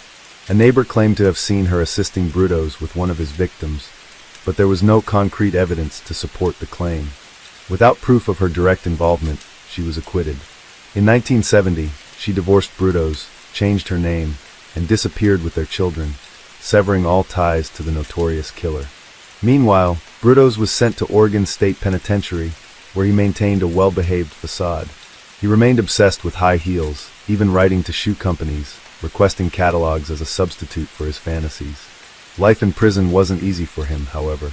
He was frequently targeted by fellow inmates, one of whom slashed his neck in an attack that required multiple stitches. After that, Brutos withdrew from the spotlight, refusing interviews out of fear that his notoriety would incite more violence against him. Over the years, he filed numerous appeals, including one in which he argued that the infamous photograph of him with one of his victims was inadmissible because the victim wasn't one of the 3 women he had been convicted of killing. He also cited medical issues, claiming he had suffered from blackouts during his crimes, and that reality had become increasingly distorted for him. In June 1995, he made one last attempt at freedom, arguing that he was no longer a danger to society. The Oregon Parole Board swiftly rejected his request, stating that he would remain behind bars for the rest of his life. There would be no further hearings. His final years were marked by declining health. After suffering from liver cancer for several years, he died in the prison infirmary on March 28, 2006, at the age of 67. At the time of his death, he was the longest-serving inmate in the Oregon Department of Corrections. Case 5. April and David Bever lived with their 7 children and pet dog, Sally, in what most outside observers considered a life that didn't warrant much attention. Not much is known about the couple's early life other than the fact that they married when April was 15, according to her. In 2007, April and David moved their young and growing family of 4 children to a large home in Broken Arrow, Oklahoma, the 4th largest city in the state, nestled just outside of Tulsa. At 5 bedrooms, 4.5 baths, it was one of the largest and most expensive homes on the block, and they would eventually need it. David worked in IT for an oil and natural gas company in Tulsa, while April stayed home to reportedly homeschool the children, even though there was no evidence that she did. None of the local homeschool groups had any interactions with the family. The main objective of homeschooling appeared to be to prevent the children from interacting with the outside world, including even other children. Their outside play was generally restricted to the backyard, and outside activities were not allowed. Neighbors rarely saw the children and seldom saw the parents either. In general, neighbors regarded them as a quiet and reclusive family. Coworkers at David's job described him as a quiet, nice person who kept to himself and didn't get involved in office politics. By 2015, David and April had 3 more children since moving into the home, 7 children in all, ranging in age from 2 to 18 years old. The oldest, Robert, was 18. Michael was 16. Crystal, 13. Daniel, 12. Christopher, 7. 5-year-old Victoria, and 2-year-old Autumn. The 2 oldest siblings, Michael and Robert, were inseparable. The younger brother looked up to his older brother, and they spent all their time together, bonding over similar interests like online gaming. And while the family was living in relative obscurity, all of that would change on the late night of July 22, 2015. While the audio quality is low, yelling can be heard in the background as an attack ensues. The dispatcher tries calling back, but there is no answer. Officers are dispatched to the scene. When police arrive, they immediately notice blood on the front porch. They knock on the front door and hear a voice calling for help. They force their way into the house to find 13-year-old Crystal just inside the doorway, with multiple stab wounds and laying in a pool of blood. They quickly drag her out of the house and call for backup. They re-enter the home, not certain whether there are other victims or if the attacker is still inside the home. There is blood everywhere. Next, they find the mother, April, and 12-year-old Daniel, not sure whether they are still alive. They carry them out to the front yard in case they are. Returning, they next find Dad, David. It is clear that he is deceased, so they leave him and continue searching the home. Next, they encounter a locked bathroom door. Not sure whether the attackers have barricaded themselves inside, they kick it down. But there are no attackers inside. Instead, they find the lifeless bodies of 7-year-old Christopher and 5-year-old Victoria. The detective who found them said it was the worst thing he has ever seen. They proceed upstairs to find 2-year-old Autumn laying in her crib, alive and asleep. She has slept through the entire massacre. By that point, all hands were on deck. With murders in Broken Arrow being a rarity, the full weight of law enforcement would ultimately be summoned to 709 Magnolia, including the K-9 unit, the entire detective force, firefighters, and paramedics. So, while officers continued searching and investigating the home, other officers noticed the back door was open and saw fresh footprints. The K-9 unit was put on the job to track the fleeing attackers. And it didn't take long to find them. Just 4 minutes. It was the two oldest brothers, Robert and Michael. They were hiding in the wooded area behind the home, hunkered down in the dirt. Officers instructed the pair to come out with their hands up. Robert complied, but Michael did not. So AK-9 escorted him out of his spot, leaving bite marks on his right shoulder. The boys, covered in dirt and blood, were apprehended. And as they were being placed in the patrol cars, Robert said to his younger brother, "It's been a pleasure. I'm proud of what I've done." Photos of the murderous duo were captured at the time of their arrest. They reflected both the horrors that had taken place just moments before and, disturbingly, the grotesque satisfaction that was obvious on the older brother's face. Police secured the boys in patrol cars while they continued processing the scene. From the car, they could see the aftermath of what they'd caused, including officers carrying off their 2-year-old sister, alive. They prepared to take the boys back to the station for interrogation. At some point prior to the interrogations, Robert and Michael were allowed to talk privately and freely amongst themselves. Once the interrogations began, the boys were questioned separately. While the older Robert's interrogation footage remains sealed from public access, younger Michael's is not. We can only imagine what must have been contained in Robert's testimony as compared to Michael's that got his conversation sealed and unobtainable. Those interrogations, later trial testimony, and statements from the surviving sister began painting a picture that authorities and the community were nowhere near prepared for. Statements from the brothers, as well as the surviving sister from that point through the trial, outlined a scenario that continues to haunt authorities and the community to this day. Once the interrogations were underway, detectives quickly learned that this was not a spur-of-the-moment attack. The brothers had hatched their murder plan over a year before it happened. The pair were already as close as brothers could be. Having been isolated from other children and people in general, Robert and Michael relied on each other. They shared all their thoughts with each other and often talked late into the night in the room they shared together. According to Robert, they almost never left the house, typically going months without leaving. The parents also rarely left the home, only leaving to go to the grocery store every once in a while. And when they were home, the parents would typically lock themselves in their respective offices. There were even cameras in the hallways and in the kids' rooms, which their father used to monitor what the family was doing. And while the children were said to be homeschooled, Robert claimed otherwise. He described he and his siblings as being self-educated, learning from websites their mother would point them to. Robert said he himself taught Michael from 3rd through 5th grade, and based on how Michael wrote, it appeared to Robert that he had dyslexia. That was never determined, but what was clear was that Michael had a speech impediment, the result of which was their father yelling at him to stop and don't talk until you can speak clearly, and also shaking Michael because he was stuttering. So Michael trusted his older brother wholeheartedly and looked up to him. Once the late-night talks between the brothers revealed that they were both fascinated by killing, murders and murderers consumed their conversations and their online activity. Because while April and David were busy insulating their children from the evils of the outside world, they let that world into their home, free and unfettered, via the internet. The children had access to multiple devices, with both Michael and Robert owning 2 laptops, each amongst other devices. And they were free to access anything they wanted, no restrictions whatsoever. And that included access to the most heinous murders the pair could find, particularly those that involved multiple murders.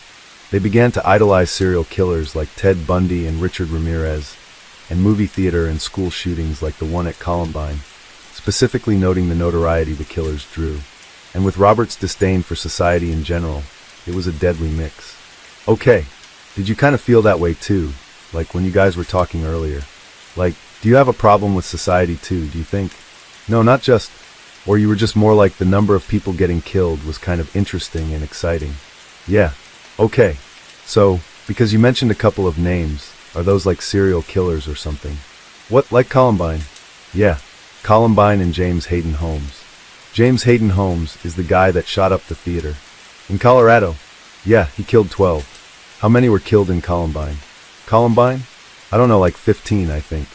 Robert also felt that if he killed enough people, he would eventually kill someone who was not contributing to society, which would be a good thing. and that killing just a single person would not have an impact on society. But killing multiple people made him almost godlike, and their open and regular talk about mass murderers and killing their family wasn't just talk. Robert got a job at a Christian call center to earn money to buy the equipment they needed, including knives, guns, body armor, helmets, and ammunition. Their sister Crystal, who survived the attack, heard several of their conversations. At one point, over a year prior to the attack, they even asked her whether she would help them kill the entire family. Rightfully concerned, Crystal shared the highly troubling conversations about killing the family with their mother, including that they'd not just talked, but purchased knives, bulletproof vests, and more. But April was not concerned. Her response was that, that's just what boys do, and that, they're looking for attention. Their father was only upset that the boys were wasting their money. As the boys' obsession grew, they compared the killings of other mass shootings and vowed that theirs would be bigger than others. In their minds, outdoing previous mass murders would bring them the most fame. Did you guys talk about being on the news and getting to see each other on TV and stuff? Yep. What kind of things did you say and talk about? We were saying about how we were planning on killing more people. Yeah, and, that we would become famous. We'd get on Wikipedia lists. Oh, okay. People. That'd be a big deal, yeah. I mean, did you think they might even make a movie or something? Or a TV show? I thought that would be a TV show, but, did you guys talk about that? Yeah, I think they talked about it. You just wanted to be famous. And what did you want? Me? I think you kind of know what you wanted. What did you want? Oh, nice one. You got a lot of letters for me. Good job. Thank you. And the event itself. The killers are almost an afterthought. We assume by design.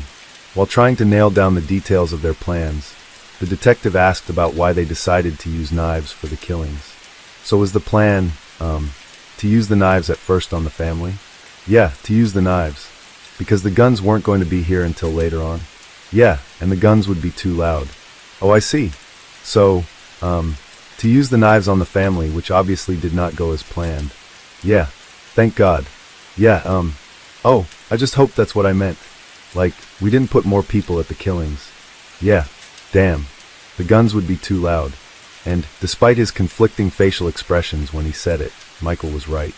Nothing went as planned. Or at least, not like they saw it in the movies. Detectives tried to draw out Michael's feelings about his parents. Do you guys not like your mom and dad? I mean, most teenagers don't like their parents, so I can understand that. Yeah, I mean, mom's okay with that just a little bit too much. But while Michael's feelings about his parents didn't seem to reflect his actions, Robert's did. Robert hated his parents and had been fantasizing about killing them since he was 13 after, he claims. They beat him, and so the plan was devised. The original time frame for the attack was slated to be September. But, as all the pieces started falling in place, they realized they were prepared to start killing earlier. They had been collecting knives for months. And once Robert turned 18, he found out that he could legally purchase guns. That's when he announced his final plan to Michael. Michael would later write about how, when Robert told him about that final plan to kill everyone in the house, then go on a killing spree across the country.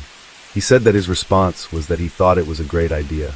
They started by ordering the guns online and having them delivered to a local gun store where they could pick them up. Once the gun store called and told them the guns had arrived and were ready for pickup, they began coordinating their timing.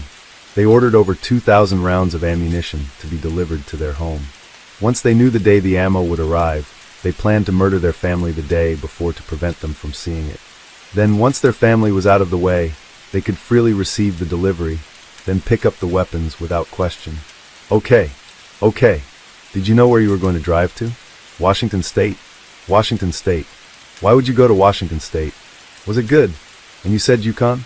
Did your parents have money in Yukon? Yeah. The plan was to slaughter their family with knives, dismember them, then store them in tubs in the attic.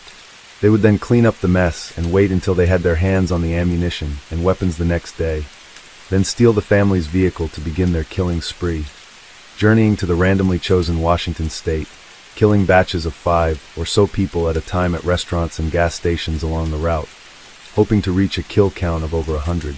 Although even that plan was flawed. Okay. As the detectives continued establishing a rapport with Michael to get him to share as much about the night's events as possible, a cut he sustained during the attack began bleeding again. His bleeding finger was a subtle reminder that this interrogation was taking place just a handful of hours after the massacre, at approximately 7 a.m. the morning following the midnight attacks, to be precise. The fact that Michael is able to relay the accounts of the evening in such a calm, detached manner is unsettling, but apparently less disturbing than his brother's sealed interrogation. Detectives reported that during Robert's interrogation, he regularly laughed and chuckled while describing the attacks, at times becoming mildly excited. The brothers also planned to document their rampage, so they'd have something to boast about. They intended to create two versions of their family's killings, one that included the bodies of their family, and one without the bodies that could be released online to the public. Michael's interrogation continued, and while he was forthcoming with all their detailed plans when it came to detailing the actual murders, Michael downplayed his involvement. One by one, he described how Robert did all of the killing while he just stood by and watched. They started attacking there. They got in a little bit of a fight, but they eventually, got him down, and I think he killed him. Did he cut his throat too? Where did that happen? In your room. In your room? Yep. And, where were you?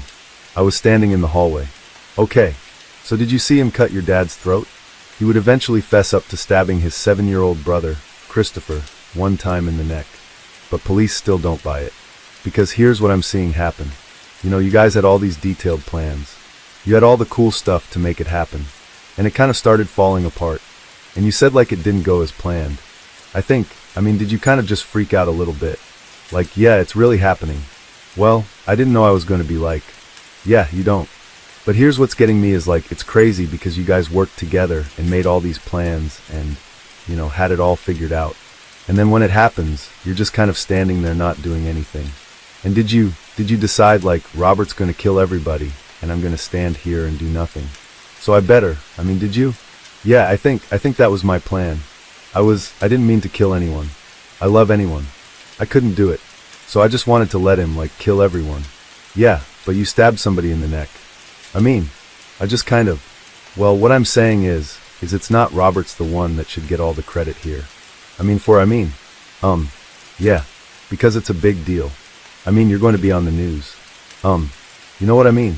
People are going to want to interview you. Yeah, I don't want to be interviewed when I'm doing this. Well, but I'm just thinking. He does. Because you had said you had the plans, like, you're supposed to kill this person. Yeah, he's supposed to kill this person. Were you supposed to kill Christopher? Was he your responsibility? No, it just worked out that way. At this point in time, it was supposed to be his responsibility. I was the one that was supposed to kill Dad, and to help with the killing and everything.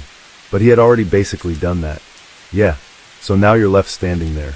So were you trying to kill Christopher when you stabbed him in the neck? Were you just going to? I broke his neck. I think I might have hit him in the shoulder. I just don't remember how I did that. They ask him how he feels about it all.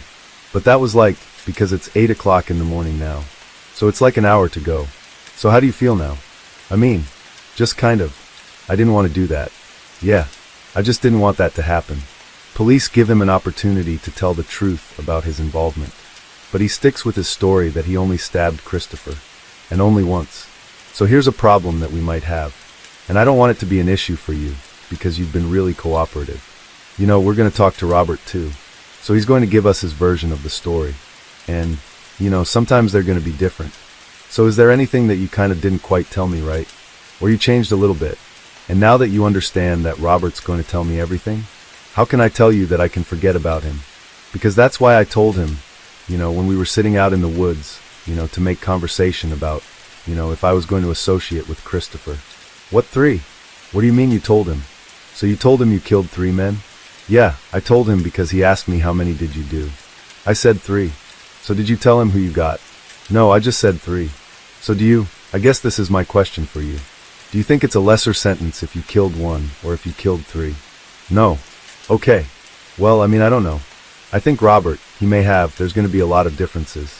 That's what I'm concerned about. And we don't want you to come off as a liar. Because you've been real cooperative. You seem like a really good kid. You graduated high school early. You're designing games. There's all kinds of stuff you got going on. And so I don't want people to get a bad opinion of you and think that you're the type of guy that lies to police when it's kind of caught. You know what I mean? Tell me, I know that you're leaving something out.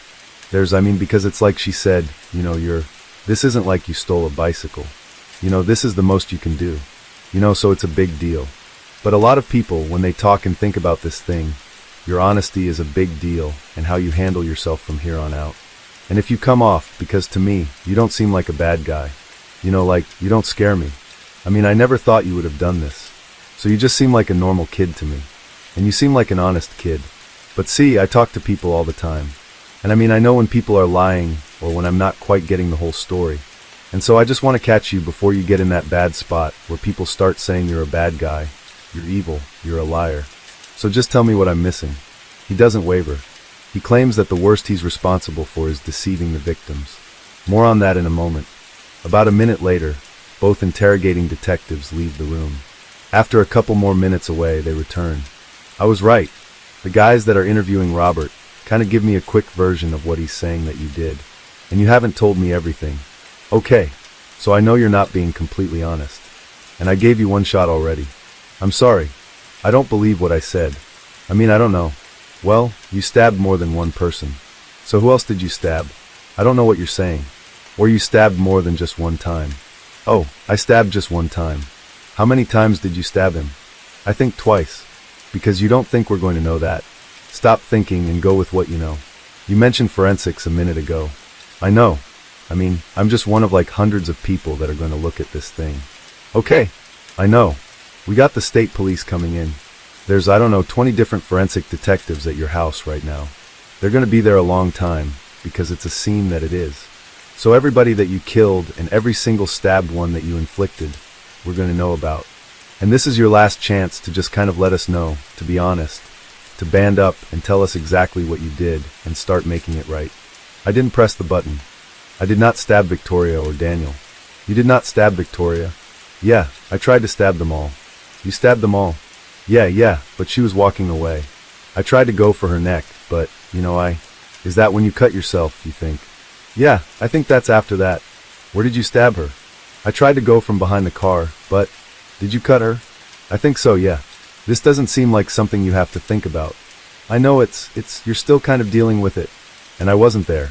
I wasn't the one doing it. But you don't have to think about it. I know. You know what you did. So, you cut her neck. You stabbed Christopher in the neck. How many times did you stab Christopher? 2 or 3, I think. And who else did you stab? Besides Mom. Because here's the thing. Everybody's been stabbed. And you both had knives. And we know you both stabbed everybody. So you guys are kind of at the same level.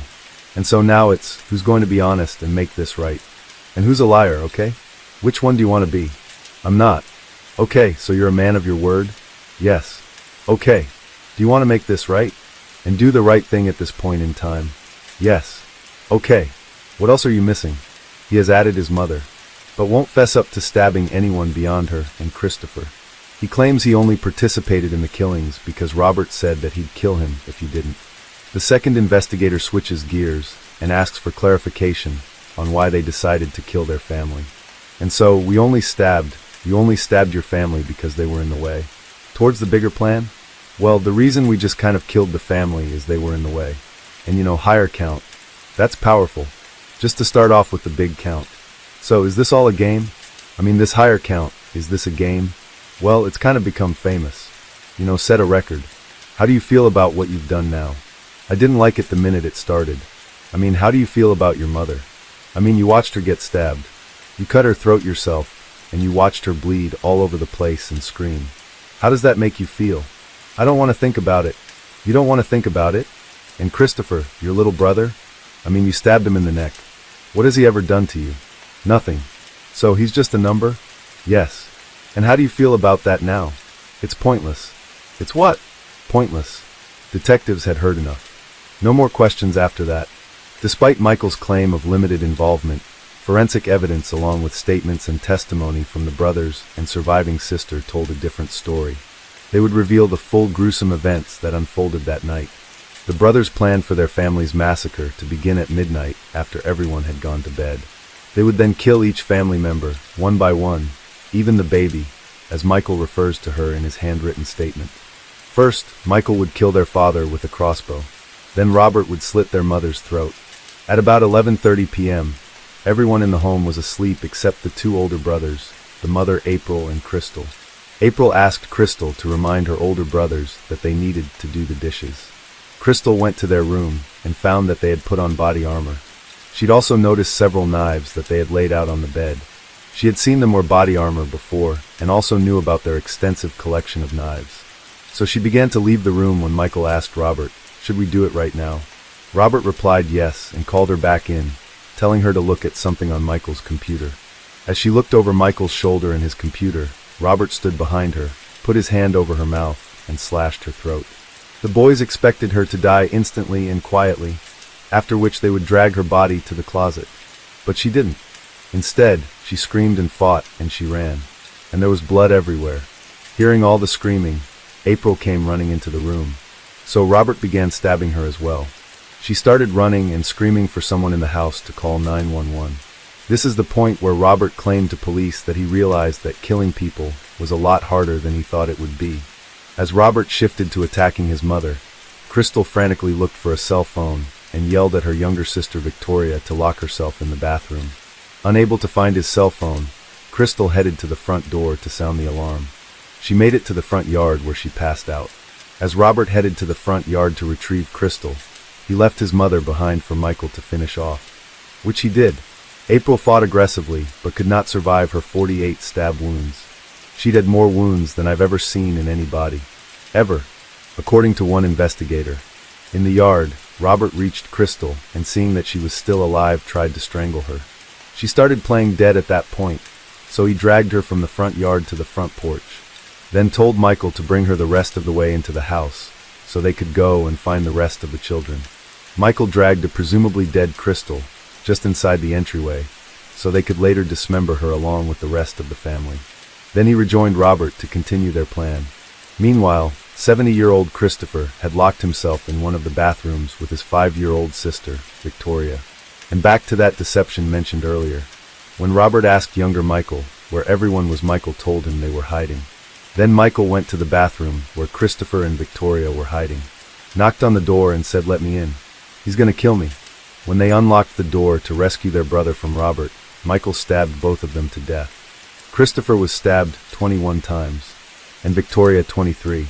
So I guess where I'm kind of confused is if you didn't want this anymore, and you didn't want this to go down this way, why con them into opening the doors and letting this continue? I was just gonna tell her I was gonna tell her. Michael would eventually own up to being a person who stabbed both Christopher and Victoria prior to his trial. 12-year-old Daniel was also hiding, having locked himself in his father's office, which was right next to the bathroom where Christopher and Victoria were just stabbed. He had Michael's cell phone and called 911. Michael used the same trick to get Daniel to open the door, claiming that Robert was attacking him. The young boy let him in. Michael took the phone from Daniel and smashed it, after which he told Robert, "He's all yours." Robert began stabbing Daniel, who managed to run away. But he only made it to the living room near his mother, where he collapsed and died. His call to 911 likely saved his surviving sisters' lives. He was stabbed 21 times. The father, David, had been sleeping upstairs during the ordeal. Once he was awakened by the commotion, he came downstairs. As soon as he saw what was happening, he charged at Robert. But Robert was able to stab his father in the chest, sending him to the floor, where Robert continued stabbing him until he too was dead. He was stabbed over 28 times. Robert would later comment on how he was glad he was wearing Kevlar sleeves during the attacks because several of his family members tried to bite him, and he was glad to be protected by the sleeves. Nearly all 6 victims had defensive wounds in their attempts to fight off their attackers, even young Victoria. Most were stabbed in some combination of their head, face, neck, chest, back, abdomen, and arms. Shortly after killing Daniel, they heard a knock on the door. They knew it wasn't the police because with Crystal now screaming just inside the doorway, police would certainly have made their way in. So figuring it was a neighbor, they panicked, quickly put their vests and helmets on, made an unsuccessful attempt to find their mother's keys to the car, then abandoned the rest of their plan to dismember the bodies, obtain the ammo and weapons, and flee in the family vehicle, which was out front and inaccessible since someone was at the front door. Instead, they ran out the back door, over the fence, and into the wooded area behind their house. Also, since they were rushed by the knock at the door, they forgot about their last intended victim, the baby. They had planned to decapitate her with an axe. The moment they got to the familiar wooded area, The boys collapsed in exhaustion from all the stabbing. They knew exactly when the police arrived because they could hear the sirens approaching. Then the dogs. But they didn't move. With Michael not surrendering voluntarily, the canine dragged him out. An event which apparently did not have a traumatic effect on him. Okay. While law enforcement and emergency responders continued clearing the home, 2-year-old Autumn was moved to safety, and Crystal, who immediately named her 2 older brothers as the attackers, was whisked to a hospital to be treated for her life-threatening wounds, including being slashed across her stomach so severely that her internal organs protruded and needed to be surgically placed back inside of her. Paramedics were shocked that she was still alive given her condition. Once police searched the home, they recovered a thumb drive that had some live footage from the rampage, but specifics about what was contained had not been made public. Each brother was charged with 5 counts of first-degree murder and 1 count of assault and battery with a deadly weapon. Both initially pleaded not guilty. Robert would eventually change his plea to guilty in a plea deal that involved prosecutors not seeking the death penalty against him. Crystal Bever asked the district attorney to make sure that Robert never gets out of prison. Robert Bever received the maximum penalty short of death, which was 5 consecutive life sentences without the possibility of parole for the 5 first-degree murder charges, plus an additional life sentence for the assault with the intent to kill charge. He was also ordered to pay a $1,000 fine and $6,000 in victims' compensation. Michael's trial began on April 20th, 2018. His defense attorney fought against him being tried as an adult, but in Oklahoma, 15 to 17-year-olds charged with first-degree murder must be tried as adults. At the beginning of the trial, the judge ruled that both Michael's confession and the extensive journal of photos that he had drawn in jail could be used in court, including his crayon depictions of the killings and the people involved. Both Crystal and Robert were called to testify. Now 21, Robert testified that he was the one who killed all of his family members and insisted that all Michael did was persuade their siblings to open their locked doors. However, his testimony frequently contradicted both the evidence and Crystal's testimony. The prosecution called him on it. His response was that he lied during most of his police interview, telling police what he wanted to happen, not what actually happened. He also claimed that he lied to police about Michael killing, so that Michael could get some credit in case they became famous. A lot of Robert's testimony also revolved around their upbringing, and specifically that he and his siblings were commonly physically and mentally abused by their father. He recalled 2 instances where their dad had punched and kicked Michael. He called that common behavior for their dad. Robert also described how his father once dragged him up the stairs for leaving the light on, and his mother once slapped him so hard that it left a mark on his face, to which she joked that he looked like the Joker. She thought it was hilarious. He was furious. Robert believed that his parents hated all of their kids, and that they only kept having them for the tax benefit. He also described in graphic detail every move he made while performing the killings, right down to how the blood felt in his hands, and how his mother prayed out loud for him while he was stabbing her. Crystal confirmed the abuse allegations. Her victim impact statement, read for her by her adoptive mother, expressed fear that Michael would be released and kill her to finish what he started. The jury found Michael guilty on all counts. He was sentenced to 5 life sentences with the possibility of parole for the first-degree murder charges, plus 28 years for the assault, all to be served consecutively. At least half of the jurors openly wept as the verdict was being read, prompting the bailiff to pass out tissues. After the verdict was handed down, Michael attempted to sit down, but fell on the floor and had to be helped back into his seat by an officer. Robert is currently serving his sentence in the Joseph Hart Correctional Center, while Michael resides at the Lexington Correctional Center. Both are medium-security prisons located in Lexington, Oklahoma. Since being imprisoned, Robert has inked 2 sets of tattoos on his hands. On one hand, it says LUPEX 5, which stands for Life Without Parole times 5. His other hand says Life. In July 2019, at age 24, Robert attacked prison staff with an 8-inch long sharpened instrument. He tried to attack them from behind, but guards overpowered him. Robert pleaded guilty to assault and battery and received an additional 3 life sentences, tacked onto his existing 6. Michael's defense attempted to appeal his sentence, claiming that the state rules prohibiting life sentences for juveniles was violated. Each individual life sentence with possibility of parole was allowed, but with the multiple life sentences strung back to back, it amounted to a life sentence without possibility of parole. The appeal made it to the Supreme Court, which ruled that child murderers should not get a volume discount when they kill multiple people, and that the decision to make the sentences consecutive was within their discretion. The former Beaver home where the murders took place was listed for sale, but there were no takers. In February of 2017, the Tulsa Community Foundation began a fundraising campaign to turn the home into a memorial garden. A month later, the home was mysteriously burned down. Authorities suspected arson, but a culprit was never identified. Shortly after that, the foundation reached its $50,000 fundraising goal, bought the house, and turned the deed over to the city of Tulsa to turn the home into one of the city's parks. The home was demolished, and the resulting park was dedicated the following year. Sally, the family dog who remained quiet in a crate in an upstairs closet during the massacre, went unnoticed until about 16 hours after the massacre. A neighbor decided to take Sally in just in case either of the survivors ever wanted to come get her back.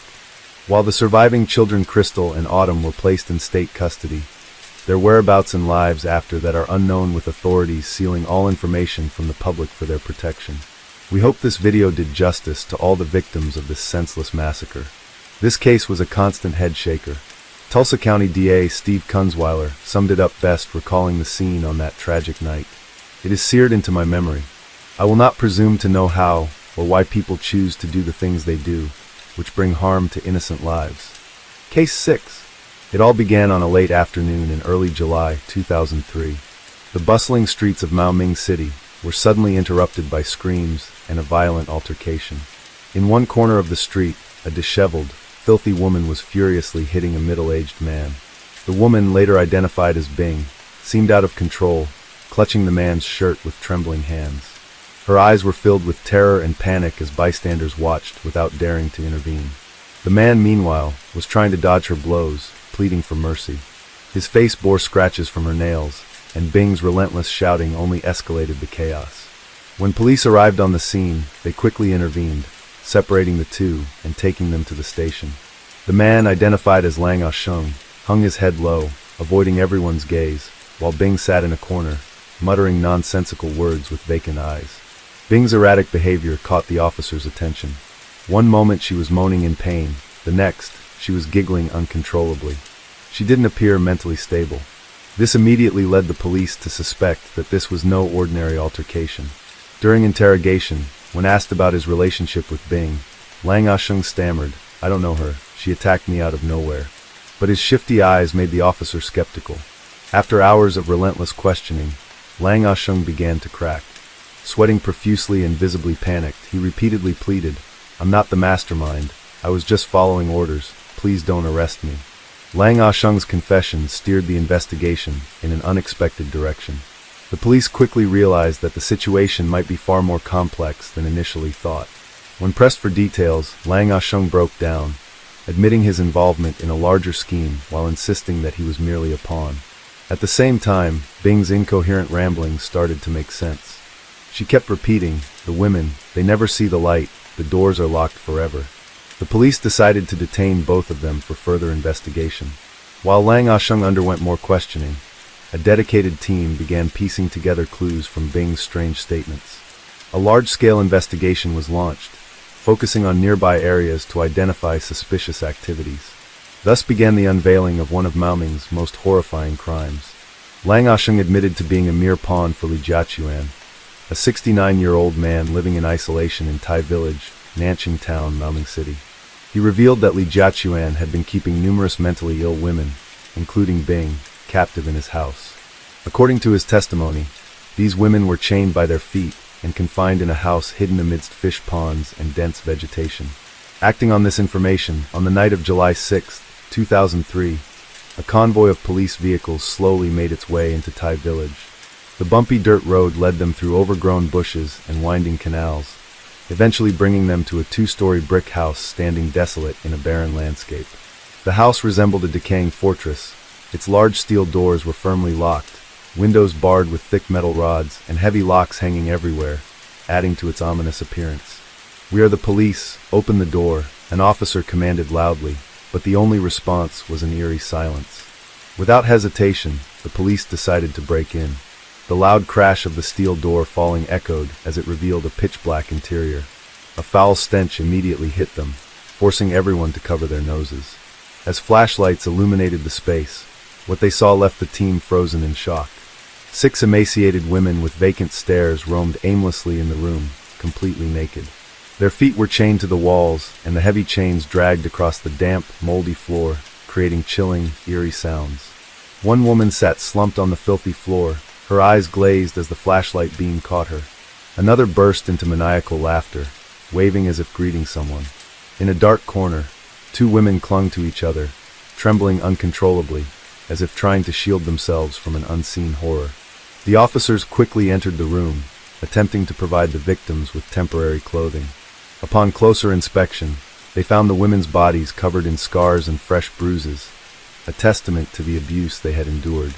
Deeper inside, the police discovered broken bowls, spoiled food, plastic buckets filled with waste emitting a nauseating stench, and old, decrepit wooden beds. Oddly enough, the beds were topped with high-quality mattresses, a stark contrast to the surrounding squalor. A keen-eyed officer spotted a hidden path behind the main house. Under the dim light, the trail led the police up a gentle hill to a small, wooden shed concealed among dense trees.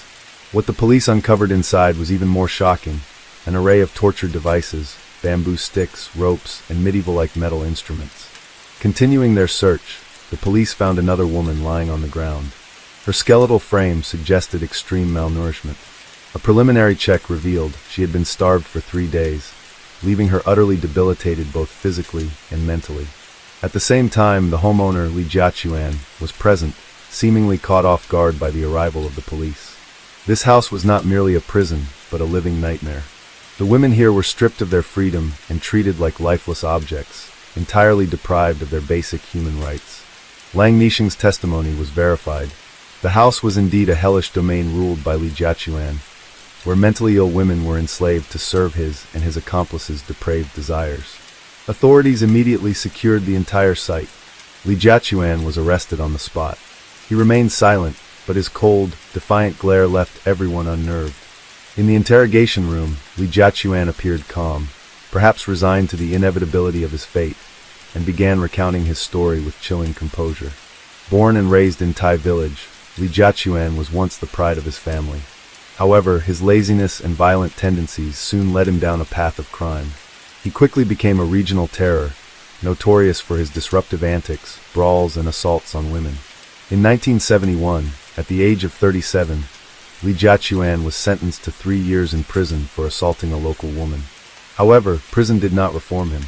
Instead, it made him more cunning and ruthless. After his release, he delved deeper into criminal activities. In the late 1970s, he was arrested again for burglary and sentenced to another 5 years in prison.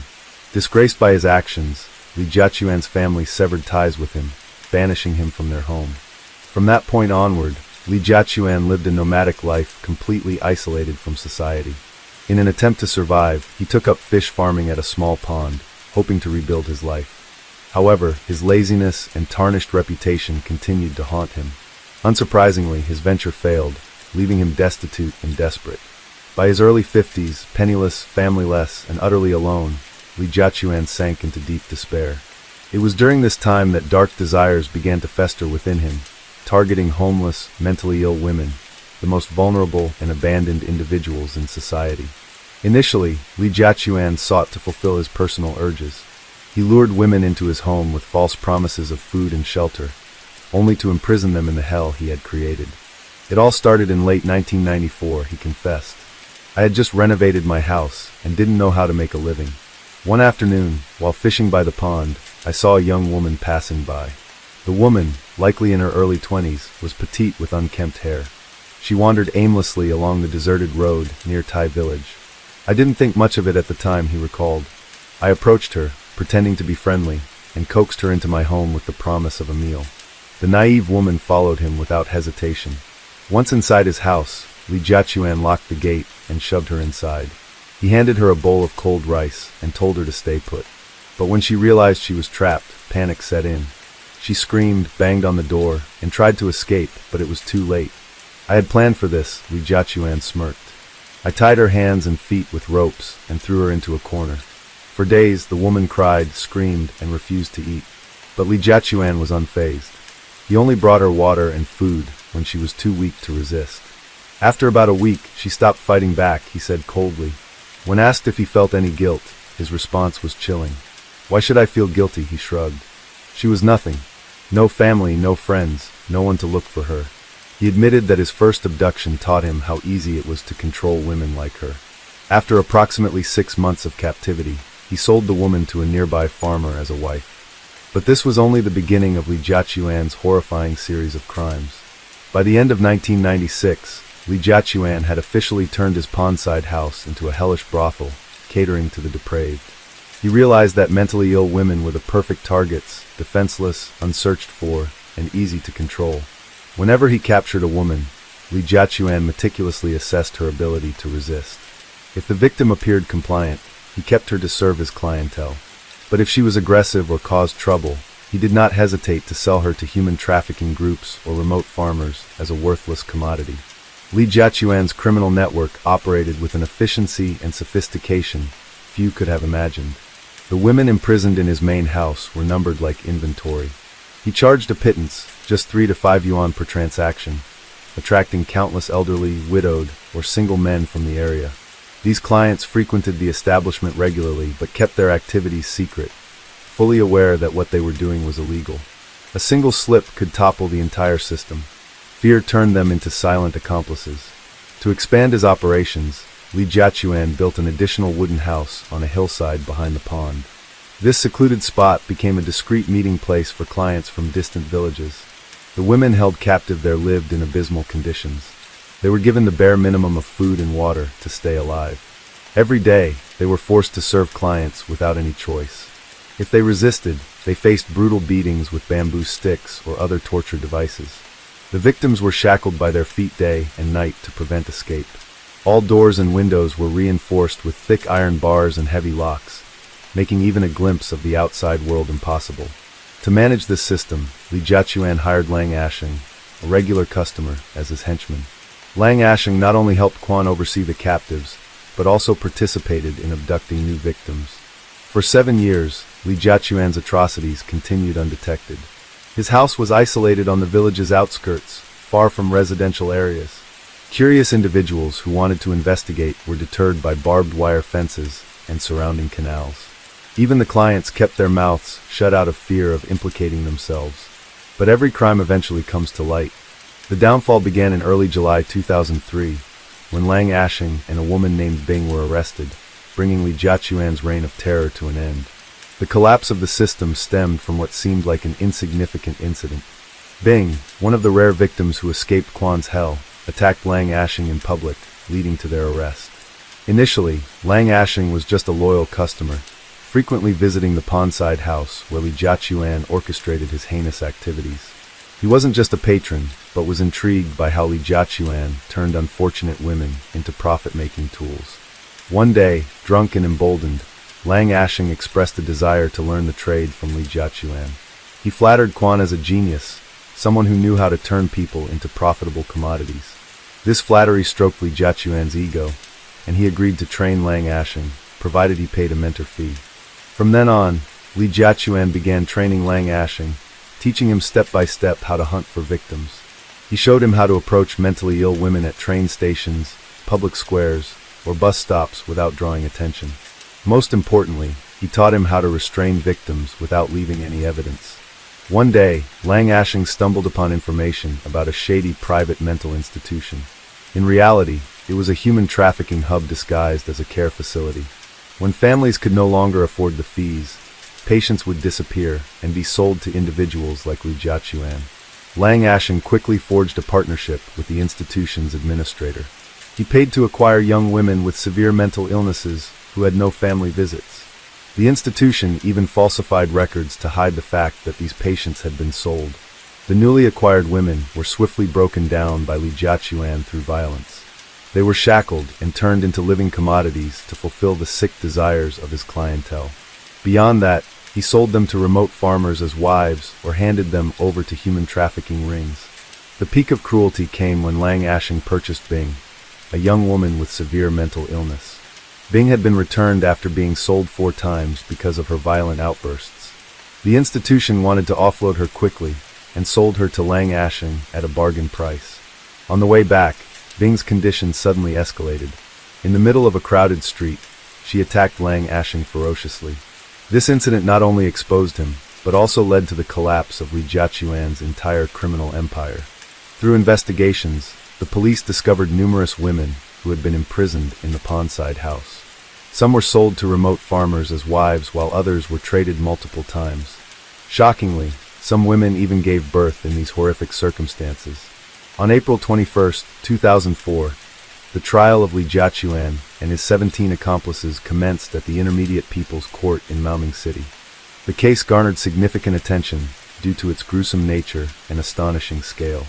Li Jiachuan was charged with abduction, rape, human trafficking, and illegal confinement.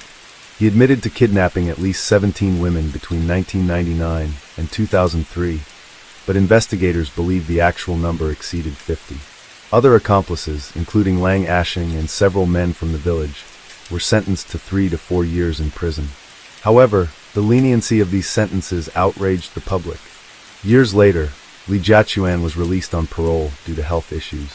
This decision further infuriated the public, who believed the justice system had failed to punish the wicked adequately. The public questioned how Li Jiachuan managed to sustain his operations for 7 years without being caught. Testimonies revealed that many local officials had turned a blind eye or even accepted bribes to protect him. Case 7. August 26, 1985. Employees at the SEPTA train yard in Frankfurt, Philadelphia begin their morning like any other. That is, until they stumble across the body of a woman between the rows of stacked railroad ties. Investigators quickly arrive to find a nightmarish sight that is so horrific and disturbing, it feels like they've stumbled into one of the crime scenes of the infamous Jack the Ripper. The victim is partially dressed, with her blouse open to expose her chest, and her legs positioned in a way meant to further demean her.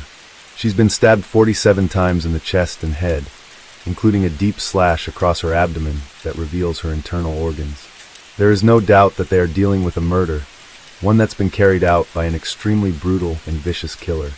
The victim is quickly identified as Helen Patton, with her ex-husband Kermit being called to confirm. Though the two were no longer married, they still shared a suburban home, living mostly independent lives, and Kermit explained that it wasn't unusual for Helen to leave without mentioning her plans, having last seen her a week before on August 19th. Despite the extremely violent nature of the crime, however, investigators struggled to find any evidence, any leads, or even any motives.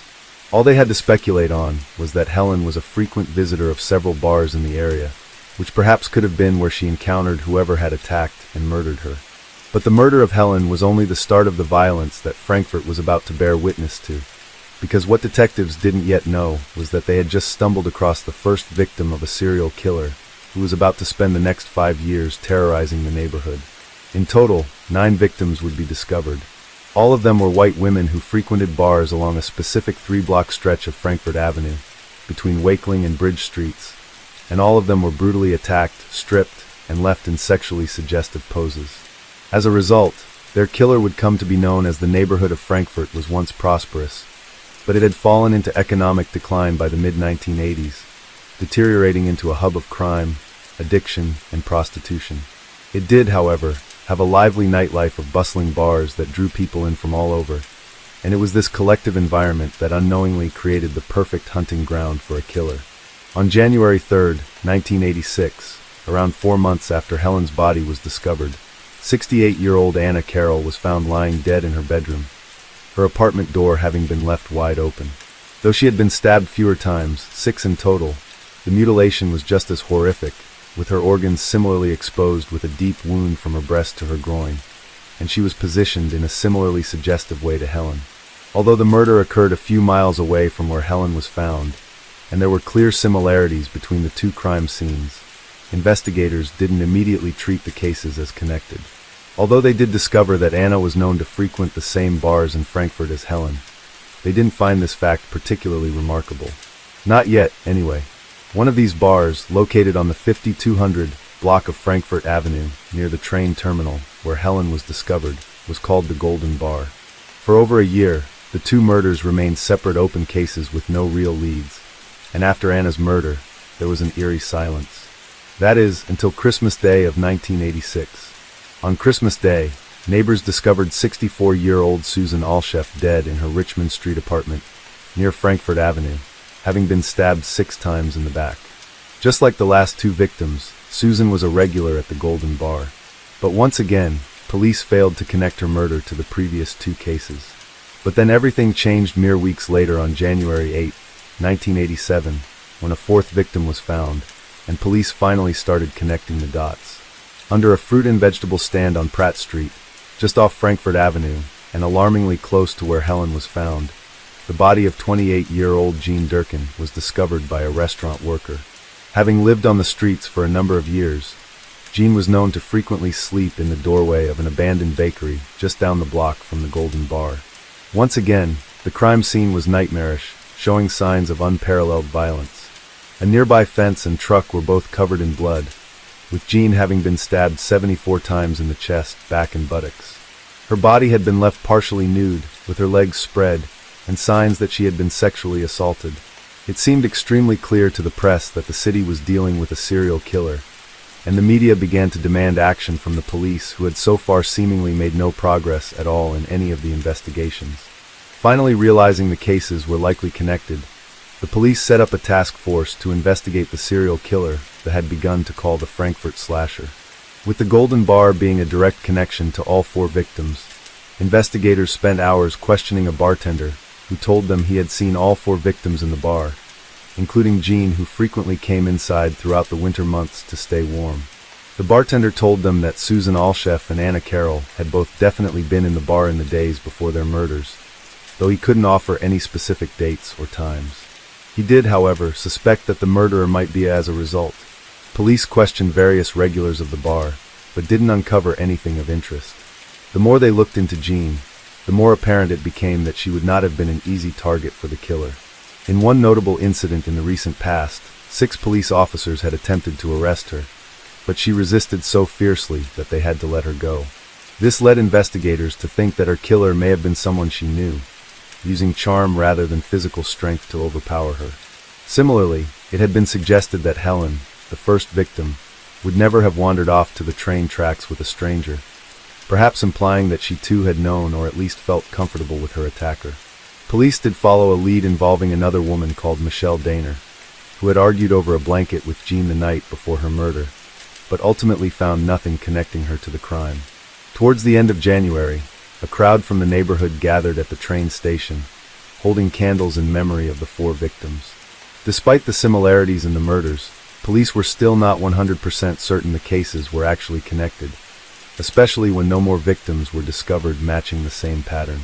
However, any doubts they had would soon be laid to rest, as the Frankfurt Slasher was far from finished with his murder spree. A couple of weeks later, the frozen and partially clothed body of Catherine M. Jones, 29, was discovered. However, she had not been stabbed. She had been bludgeoned to death, with her skull having been crushed and her jaw having been broken. At the time, this case was seen as unrelated to the previous 4 murders, but it would later be suspected of being the 5th of the Frankfurt Slasher's crimes. After this, no further victims of the slasher were discovered, at least not until nearly 2 years later, in November 1988. In the meantime, a number of other shocking murder cases unfolded in the area that initially led authorities to thinking they may have found a suspect. For example, Gary Heidnik was arrested in April 1987 after a woman escaped from his house claiming he had held her captive alongside other women. This led police to raid his home, where they discovered 3 half-dead women he had been keeping as sex slaves. After his arrest, he admitted to eating pieces of his victims and feeding the remains to other captives. Not long after that, in August, Harrison Graham was evicted from his apartment only a mile away from Heidnick's home due to foul odors. Upon investigating, police discovered the decomposing bodies of 6 women, alongside the remains of a 7th. Graham initially tried to claim the bodies were there when he moved in, but later confessed to strangling the 7 women during sex. Bizarrely, it appears these 2 serial killers, who despite their similar crimes and actions appear to have had no connection to one another, were operating entirely separately at the same time as the Franklin Slasher in the exact same area. Because even if anyone suspected either of these men were actually the slasher, they were both imprisoned by the time he finally struck again. On November 11, 1988, residents of an apartment building on Penn Street close to where Jean's body had been discovered, stumbled upon a horrific scene in the building's foyer. The body of 66-year-old Margaret Vaughn, having been evicted from the same apartment building the same day after failing to pay her rent. Margaret was found having been stabbed 29 times and suffering a similarly grotesque fate to the previous victims, leading police to believe that the slasher had returned. But unlike the previous murders, this time a witness came forward claiming to have seen Margaret the night before she was killed. A barmaid saw Margaret drinking at her bar with a round-faced Caucasian man who wore glasses and walked with a limp. So police quickly put a sketch together, widely circulating it in the hopes that someone would recognize the man. Although they received numerous tips, none led to a viable suspect. Many calls they received were from elderly women suspecting their bus drivers, or from disgruntled neighbors pointing fingers at someone they didn't like. Some psychics also offered unhelpful advice, and one tip even suggested witchcraft might be involved. Although there was genuinely a cult practicing near a local park, this lead was ultimately dismissed. Authorities also had a lead on a suspect, a middle-aged white man, identified as a minister who worked in the area. However, he vanished during the investigation and was never heard from again. Ultimately, as with all the previous murders, no real evidence was discovered, and the investigation quickly hit a dead end. Then, on January 19, 1989, a few blocks away on Arrett Street, Teresa Ciortino, 30, was found stabbed 25 times in her apartment. An outpatient undergoing mental health care after years spent in psychiatric institutions, she was discovered nude, wearing only white socks, lying face up in a pool of blood in her kitchen. She had been violated with a piece of wood before she was stabbed and slashed across her arms, chest, and face. The killer left the bloodied piece of wood leaning against the sink, and even left a bloody shoe print this time. There was blood all over the apartment, indicating to detectives that an intense struggle between her and her attacker had taken place. Teresa was known to frequent the bars on Frankfurt Avenue, where she often entertained male companions. One of her neighbors recalled seeing her with a middle-aged white man at the Jolly Post Tavern the night before she was found, and shortly after another neighbor claimed to have heard a struggle in the apartment that same night. Because the murder took place so long after the last kill linked to the slasher, medical examiner Dr. Hoyer initially dismissed arguments that a serial killer was responsible, claiming serial killers typically strike more frequently, often within weeks. Despite this, police couldn't help but note the similarities between the victims. They were all white, they frequented the same bars in the same area, they had been violently assaulted, stabbed numerous times, and there was little to no evidence left at the scene. Police interviewed multiple patrons and employees of the bars the various victims had been seen in, but no substantial leads were uncovered. They even searched nearby sewers and bins, hoping to find a discarded murder weapon. But again, they found nothing. They did investigate a man who wore shoes similar to the print found at the scene who knew the victim, with some reports claiming he was her boyfriend, but they were unable to link him to the crime. Despite increased patrols and plainclothes officers observing women entering and leaving local bars, authorities failed to identify a solid suspect. By this point, they had already investigated over 50 men and had 2 under surveillance, with leads on a third. Yet the lack of a clear pattern in the killings made their investigation difficult. Investigators were baffled. How could someone commit such brutal, bloody murders, yet leave behind no trace of evidence, or never be seen presumably covered in blood? Suspects were arrested and released. Theories proposed and disproven, but no answers emerged. More than a year passed before the slasher struck again on April 29, 1990, when a patrol officer stumbled across the body of 46-year-old Carol Dowd in an alley behind Newman's Seafood in Frankfurt Avenue. Carol had been brutally mutilated, having been stabbed 36 times in the face, neck, chest, and back, and her face had been badly bludgeoned. Defensive wounds on her hands suggested she had fought back. Like some of the other victims, her stomach had been slashed open, spilling out her intestines. Though this time the slasher had also removed her left nipple. Once again her body was left positioned in a provocative manner. Her clothing and purse was discovered nearby in an alley, with nothing appearing to have been stolen. Because the patrol officer had previously been in the area investigating a burglary, it was estimated that Carol had been killed sometime between midnight and around 2 in the morning. Witnesses came forward claiming to have seen Carol with an older white man just hours before her body was found, matching the description of the suspect seen with the previous victims. Carol had a long history of mental health issues, having been diagnosed with paranoid schizophrenia and spending time institutionalized. She had then struggled after being assaulted not long after her release. Though most recently she had been living in a community facility, where she had appeared to be happy and content. It seemed apparent that the killer was targeting particularly vulnerable women, almost all of whom suffered with mental health or addiction issues.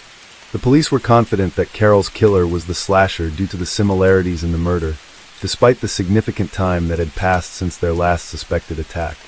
The crime also bore similarities to the murder of Catherine, leading police to suspect she was also a victim of the slasher. Theorizing that the killer was perhaps following his victims once they left local bars where he would abduct and assault them, led police to question employees of the nearby fish market, leading to a potential breakthrough in the case. Leonard Christopher, an African-American employee at the fish market who lived nearby, had previously commented on the crimes, calling the alley a prostitute's paradise and a hot spot for drug activity. Having known Carol, when questioned by police, Leonard volunteered that he had also known one of the previous victims, Margaret Vaughn, raising their suspicions. Being familiar with the area, and at least two of the victims raised red flags for the investigators, especially when he gave them inconsistent details about his whereabouts the night of the murder. He initially told them he had been with his girlfriend, but when questioned she contradicted him by telling them that she had been at home alone. Despite every sighting of every victim describing an older white man with them prior to their deaths, this discrepancy in Leonard's story led police to take him in for further questioning. And then an individual came forward claiming to have seen Leonard with Carol at a nearby bar the night she was killed, and two sex workers reported that they had seen him at Newman's around the time of Carol's murder, with one claiming that he was carrying a knife. Had the police finally found the Frankfurt slasher?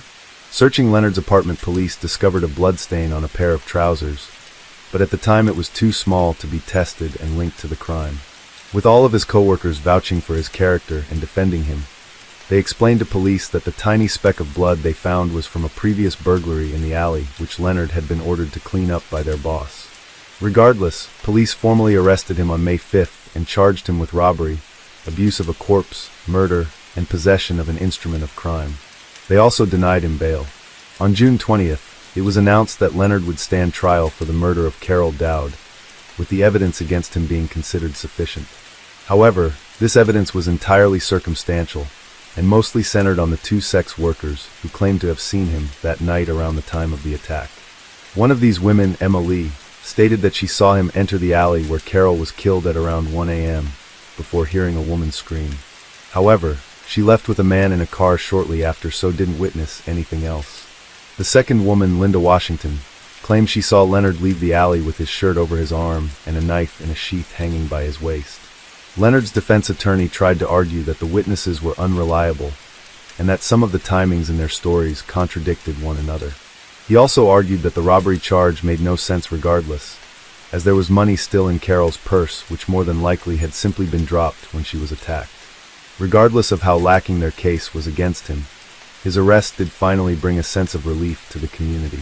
But any assumptions that they were now safe were quickly dashed when another victim was discovered on September 6th, while Leonard was still in jail. Michelle Daner, 30, the same woman who had briefly been suspected in the murder of Jean Durkin after arguing with her over a blanket, was found dead in her apartment near Frankfurt Avenue, having been stabbed 23 times in the chest and stomach, near to where Carol had been killed, and on the exact same street Teresa was murdered. It seemed clear that she was yet another victim of the same serial killer. Yet the man police claimed to be behind the crimes was sitting behind bars. Like many of the other victims, Michelle suffered from mental health issues and was described as a paranoid loner who was known to act erratically. Like the other victims, she was a regular in many of the bars on Frankfurt Avenue, and once again, the night before her death, she was seen leaving a bar with an older white man. As you can imagine, her murder raised huge doubts about whether police had arrested the right person. Leonard did not match any of the consistent descriptions of the white man who had been seen with most of the victims before they were killed. Investigators knew they were dealing with a serial killer, but their circumstantial evidence only tied him to a single murder. Leonard, by most accounts, was a mild-mannered and well-liked individual with no criminal record or history of violence, and many people came out in his defense, claiming he had been wrongfully arrested by an inept police force who just wanted to close the case, and had consequently allowed the real killer to remain free to strike again. Despite all this, police remained confident that they had the Frankfurt slasher in custody, and claimed that Michelle's murder was likely carried out by a copycat killer. With such unsubstantial evidence against Leonard, this feels like a baffling claim to me. Regardless, on November 29, 1990, Leonard stood trial for the murder of Carol. The jury was never informed that another murder had been committed while Leonard was behind bars, and the information was banned from being discussed in the trial, despite police publicly accusing Leonard of being the Frankfurt slasher. Assistant District Attorney Judith Rubino painted Leonard as a ruthless murderer, using a Rambo-style knife to kill Carol Dowd in the alley behind the fish market where he worked. While Rubino acknowledged that there were no direct witnesses to the murder, she argued that circumstantial evidence was enough to prove his guilt. Witnesses had seen Leonard in the alley when Carol was murdered, heard a woman scream, and later saw him carrying a knife, and blood-stained clothing was found at his house. Rubino also pointed to Leonard's lies about his whereabouts on the night of the murder, and other suspicious statements he had made. In his defense, attorney Jack McMahon suggested that the pressure to solve the case had led the police to make a hasty arrest, potentially mistaking the evidence. Despite objections from the prosecution, he argued that there were 6 earlier murders in the area that all pointed to a serial killer, yet his client was only being accused of one of them. Many of the witnesses, he pointed out, were known to be prostitutes and drug users, with extensive criminal records and multiple aliases. One key witness, Emma Lee, had even admitted to lying to the police twice. McMahon also highlighted that when Leonard was arrested, there were no signs of injury on him, and that there was no physical evidence connecting him to the crime scene. No murder weapon had been found, no Rambo knife had surfaced. He urged the jury to question whether there was any real reason to view Leonard as a murderer. Rubino countered McMahon's defense by pointing out some unsettling details that make the whole situation a lot murkier. The morning after Carol's murder, Leonard had casually told his boss, Jossa Fong, that a white woman around 45 years old had been killed in the alley, even though the police had not released that information at the time. Rubino also highlighted a strange remark Christopher had made to Fong just days after the murder, stating, "Maybe I killed her." Though he quickly backpedaled, Fong remembered it vividly. She recalled how he had even mimicked the motion of gutting someone while describing the crime. He also claimed to have seen a white man matching the previous descriptions on the street at 1 a.m., but no other witnesses emerged to back him up. Fong testified that Leonard had been unusually anxious and rambling when he spoke to her about the murder. He claimed to be unable to sleep because he had witnessed it and feared that the white man who knew he had seen the crime might be trying to kill him. Leonard said the man might break into his apartment and hide in his closet. For physical evidence, the prosecution pointed to the tiny bloodstain found in Leonard's home, though admitted it was too small to be conclusively tested. DNA testing was still an emerging field at the time, and the technology wasn't able to analyze such minute traces. However, a bloodstained tissue was found near the building where Leonard lived, and it was identified as type O, the same blood type as Carol's. Leonard, however, had told police that while visiting his girlfriend's apartment, he had seen a well-dressed white man in his 40s outside, wiping his hands on a tissue. The problem was, Leonard hadn't been at his girlfriend's apartment that night, according to her. The trial wrapped up quickly, with closing arguments on December 11, in which the defense stressed Leonard's good character and the lack of a motive, weapon, or solid evidence tying him to the murder, or any of the linked murders. He pointed out that the description of the white man Leonard had given matched earlier witness reports of men seen with all the other victims. McMahon called the prosecution's case garbage, emphasizing that the violence Leonard was accused of was entirely out of character for him. Rubino, however, asked the jury to consider why the witnesses would lie, noting that some were friends of Leonard's, including one who had admitted to originally lying on his behalf to the police. Rubino also pointed out the testimony of witnesses who claimed to have seen Leonard with Carol in a bar the night she was killed, as well as the fact that his girlfriend testified that she did not see him that night, contradicting his claims. On the following day, December 12, the jury returned a guilty verdict, convicting Leonard of first-degree murder in the death of Carol Dowd. Some jurors, it was reported, appeared visibly shaken by the verdict. Leonard showed no reaction to the verdict, but his defense attorney shook his head in disbelief. While the prosecutor had requested the death penalty, Leonard was instead sentenced to life in prison. He maintained that he had been framed by what he called pipers, prostitutes manipulated by the police. Aside from his strange comment to Fong, He had never confessed to the crime at any other point, and never did even after his conviction. To the majority of investigators nowadays, it seems clear as day that Leonard was not the Frankfurt slasher, with police even conceding that while they think he killed Carol, they do not think he killed the other 8 women. Believing he was wrongly convicted in the murder of Carol, the Innocence Project picked up his case, but before they could offer him any real assistance, Leonard sadly died of cancer in prison. So was Leonard Christopher truly the Frankfurt slasher, or was he wrongly accused? Even after he was in custody, another body was discovered.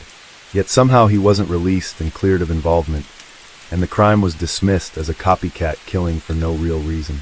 Many believe his conviction was driven by racial bias, with the media's sensationalized coverage fueling public pressure to resolve the case quickly.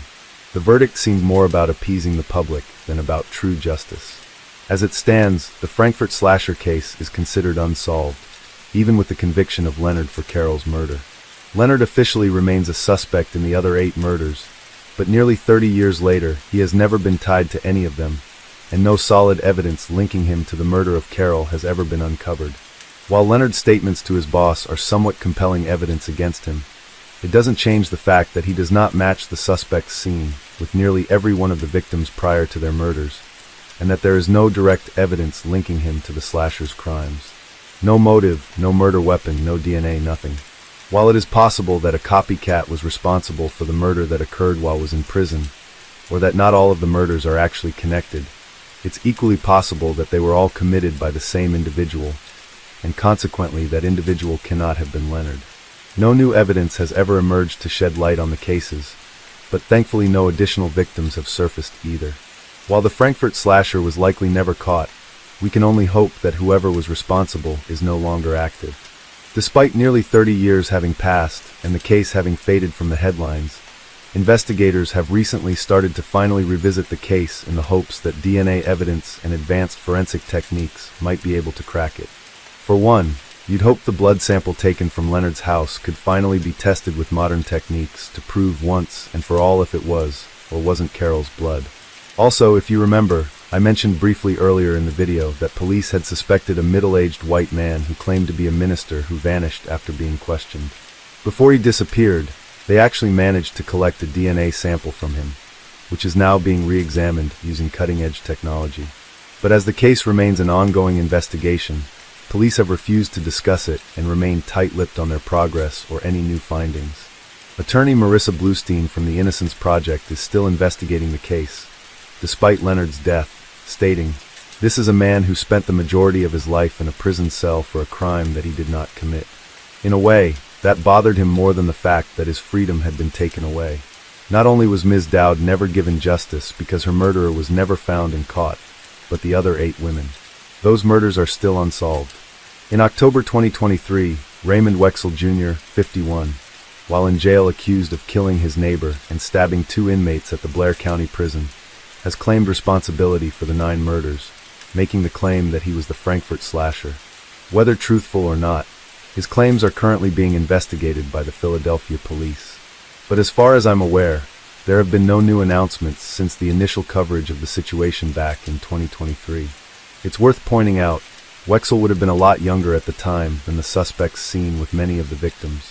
The victims of the Frankfurt slasher are part of a broader pattern where marginalized women are especially vulnerable to violence, including murder, in the United States. Most of the women targeted in this case were known to frequent areas notorious for drug activity, and many were suspected to have drug addictions, with some even potentially being involved in sex work. The truth about the Frankfurt slasher may never be known. What is clear is that the case, filled with unanswered questions and lingering doubts, remains a haunting chapter in Philadelphia's history. Case 8. Female victims. He's been shot in the abdomen, as well as a through into the hand. Police said the 6-year-old brought a handgun to a first-grade classroom and deliberately shot the teacher. This was not an accidental shooting. It's hard to imagine that someone so young could commit such an unthinkable act. Yet throughout history, children, some barely old enough to read, have turned their schools into scenes of violence. These are 10 of the youngest school shooters in history. It's over. Everything's over. It's done. Nothing matters now. These were the haunting words of Kipland Kip Kinkle, spoken after committing an unspeakable act that left a small Oregon town in shock. Now, before we dive into what he did, who was Kip Kinkle and what could have driven him to such a dark place? August 30th, 1982. Kip was born in Springfield, Oregon to William and Faith Kinkle, both high school Spanish teachers. Now, his childhood wasn't exactly smooth. In 1987, the Kinkle family spent a year in Spain, which kind of disrupted his early development, and adjusting back to life in the States was tough for him. School in particular was a challenge. Kip struggled with things like motor skills and spelling. Eventually, his parents had him tested, and he was diagnosed with dyslexia. And for Kip, this made school a place of frustration rather than growth. And as he moved into middle school, things wouldn't get better. Instead, Kip began spiraling out of control. In 7th grade, he and some friends bought bomb-making manuals like the Anarchist Cookbook. And by 8th grade, he was shoplifting CDs from Target and secretly buying a sawed-off shotgun from a friend. And of course, this wasn't just him trying to be rebellious. There were signs of something deeper. January 4th, 1997. Kip's issues with authority kept growing, and it would come to a point when he and a friend were arrested for throwing rocks at a car. Now, although both were charged, they would avoid juvie detention. And following that, Kip would start seeing a psychologist who diagnosed him with major depressive disorder. But despite regular therapy, his behavior didn't improve much. April 23rd, Kip was suspended for attacking a fellow student. And just a week later, he was suspended again, this time for throwing a pencil at another student. In this attempt to help him, Kip's doctors prescribed Prozac. After that, it seemed like things were looking up, but not for long. June 27th, Kip's parents wanted to channel his energy in a more positive direction, so they let him buy a gun, hoping that lessons in gun safety would make a positive difference. But just a month later, Kip secretly bought a semi-automatic pistol and hid it from them. At the start of the school year, Kip enrolled at Thurston High. He started off pretty well, even joining the football team. And to encourage his progress, his father gave him a semi-automatic rifle and a hunting knife, believing that Kip was finally turning a corner. But in reality, Kip was fooling everyone, and his troubles were far from over. Around this time, a series of school shootings would take place across the U.S., and it seemed to ignite something dangerous within him. So he began planning his own attack. May 20th, 1998, Kip was caught with a stolen loaded handgun at school. A friend had stolen it from another friend's father and sold it to Kip the night before. He and his friend were arrested, but released later that day. Kip's father picked him up, and he was furious at him. He warned Kip that if this behavior didn't improve, military school was next. That conversation would be their last. Once they got home, Kip, all filled with rage, took a rifle from his room and shot his father in the back of the head. He dragged that body to the bathroom, and hours later, when his mom arrived home, Kip would say a chilling "I love you" before killing her as well. The next morning, Kip dressed in a trench coat, hiding multiple weapons. He then walked in a Thurston High and opened fire in the cafeteria. 2 students died, and 25 others were injured, before Kip was subdued by fellow students and eventually arrested. But even in custody, the violence wouldn't stop. While being held at the station, Kip managed to pull a hidden knife and threaten the officers, even trying to cut his own wrists. But the officers disarmed him using pepper spray. By September 24th, 1999, Kip, just 15 years old at the time of the attack, was charged with 58 felony counts, including 4 for aggravated murder and 26 for attempted murder. Defense psychologists argued that Kip was suffering from serious mental health conditions, including undiagnosed paranoid schizophrenia, and claimed that if these issues had been looked into, the tragedy could have been avoided. Regardless, Kip pled guilty to all charges. He was given 111 years in prison, with no possibility of parole. While this prosecution was successful in doing what needed to be done, namely forever protecting society from Mr. Kinkle, there are no winners in this incident. October 24th, 2014, the halls of the Marysville-Pilchuck High School in Washington were forever changed. 15-year-old Jalen Freiberg, once the life of the party, committed a horrific act that left 4 of his peers dead before he turned the gun on himself. Just a week earlier, Jalen was a homecoming prince, standing tall, flashing a smile as his classmates cheered him on. He was popular, well-liked, and even the star of the football team. Everyone thought he had it all. In the eyes of his friends and teachers, Jalen was the kindest of people you could root for. He was ambitious, caring, and driven. And he wasn't just a star athlete, either. Jalen was a proud Native American and a member of the Tulalip tribe. and those close to him believed that he had a bright future as a tribal leader. So frankly, no one could have guessed what was coming. Following the tragedy, one of his classmates summed up the disbelief felt by so many. But apparently there was more to Jalen than most people saw. On the surface, everything looked fine, but social media would show stories from friends, hinting at something that might have been brewing beneath his confident exterior before he finally exploded. You see, a few weeks before the shooting, Jalen had gotten into a fight after someone made a racist comment towards him.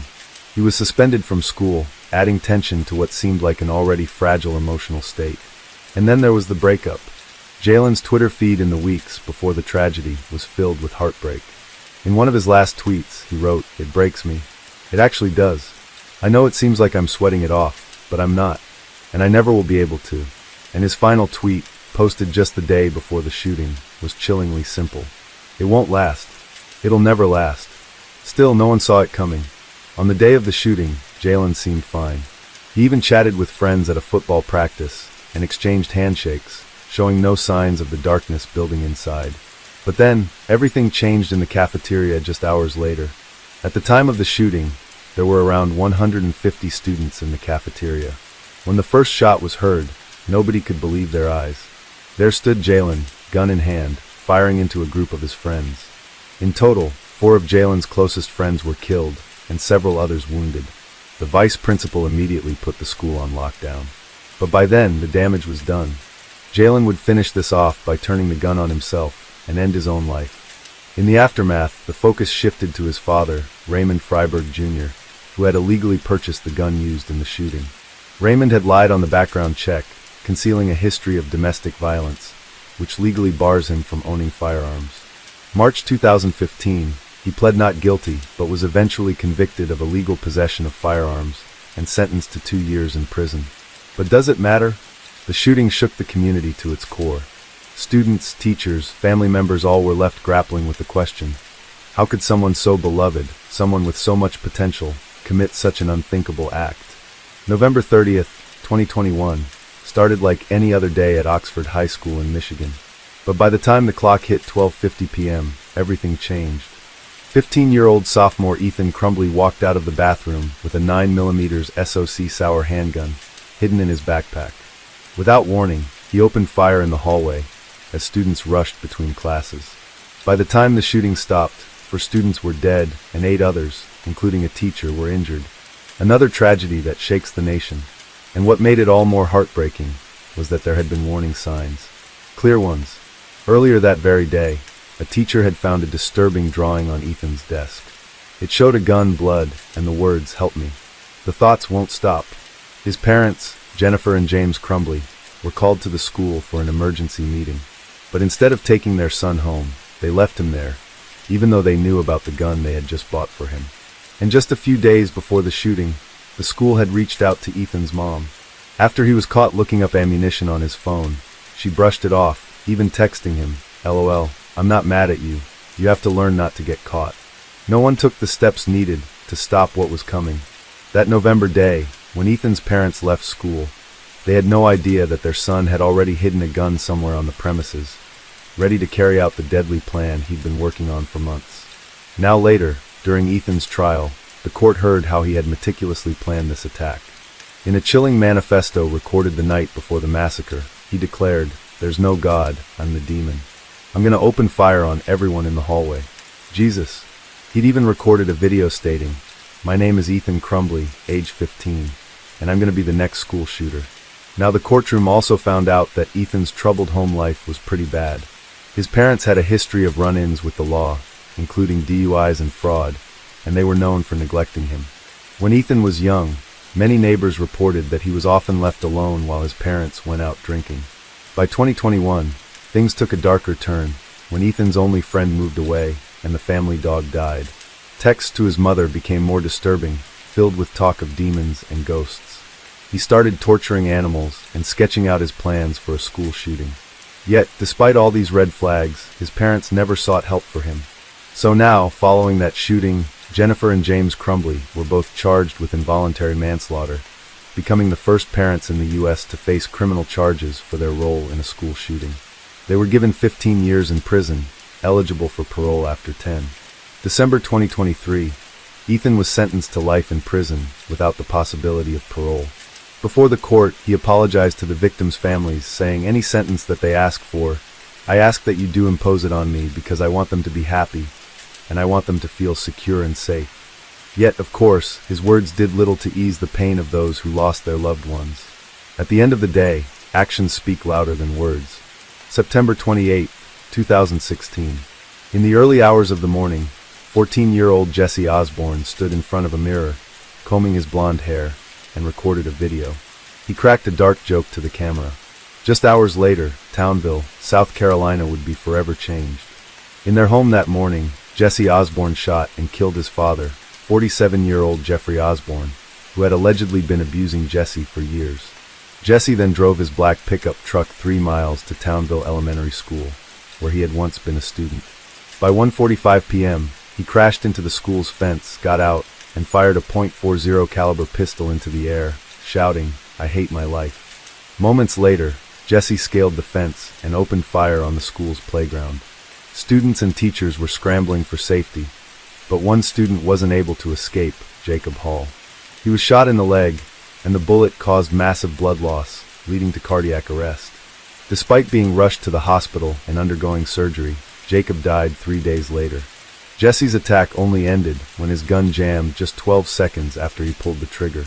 A volunteer firefighter at the scene tackled and restrained him until police arrived. During interrogation, Jesse broke down, calling his grandparents to tearfully confess to what he had done. Now, what led to this tragedy? Well, you see, in the months up to the school shooting, Jesse had been going downhill. He'd previously been expelled from middle school after bringing a hatchet and a machete onto school grounds. At the time of the shooting, he was being homeschooled, but that would do little to tame his violent tendencies. The internet searches would show a disturbing obsession with mass shootings, more specifically that 2012 Sandy Hook Elementary shooting, and he would even discuss his plans online in a chat group filled with people interested in mass killings. Jesse talked about how Townville Elementary didn't have cops, and that he could get there within 4 minutes, and he initially planned on killing 50 or 60 people. In the end, Jesse Osborne pled guilty to 2 counts of murder and 3 counts of attempted murder. November 2019, he was given life in prison without parole for his father's and Jacob Hall's death, and 30 years for the attempted murder charges. Jesse has appealed multiple times, and finally in September 2023, Jesse's 2 life sentences were modified to 75 years each. Now, this adjustment allowed him to participate in prison programs that were previously unavailable to inmates serving life without parole. February 2nd, 1996, 14-year-old Barry Lacatus walks into his middle school in Moses Lake, Washington, dressed like a gunslinger. Hidden under his coat were 2 pistols and a high-powered rifle. This day would end in tragedy, with 3 people dead and several others traumatized by the violence they witnessed. Born February 26, 1981, Barry had a really turbulent childhood. He spent his early years in Iowa and Minnesota, before moving to Washington with his family when he was in 5th grade. But his home life began to unravel with his father's affair on one side, and his mom's mental health problem on the other. His mother would often speak about killing herself, and even suggested that they both end their lives together on Valentine's Day in 1996. Now, many wondered if this home environment pushed Barry over the edge. Barry himself would later say that the relentless bullying at school and his problems with clinical depression were what truly led to his violent outburst. Now, that fateful morning, rather than taking the bus to school, Barry chose to walk. With every step, he moved closer to the horrifying act he was about to commit. He walked inside his algebra's classroom and drew his weapon, shooting and killing his teacher as she stood there in front of the chalkboard, still holding onto the eraser.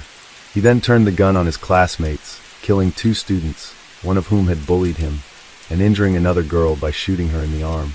For a brief time, Lacatus took hostages in the classroom.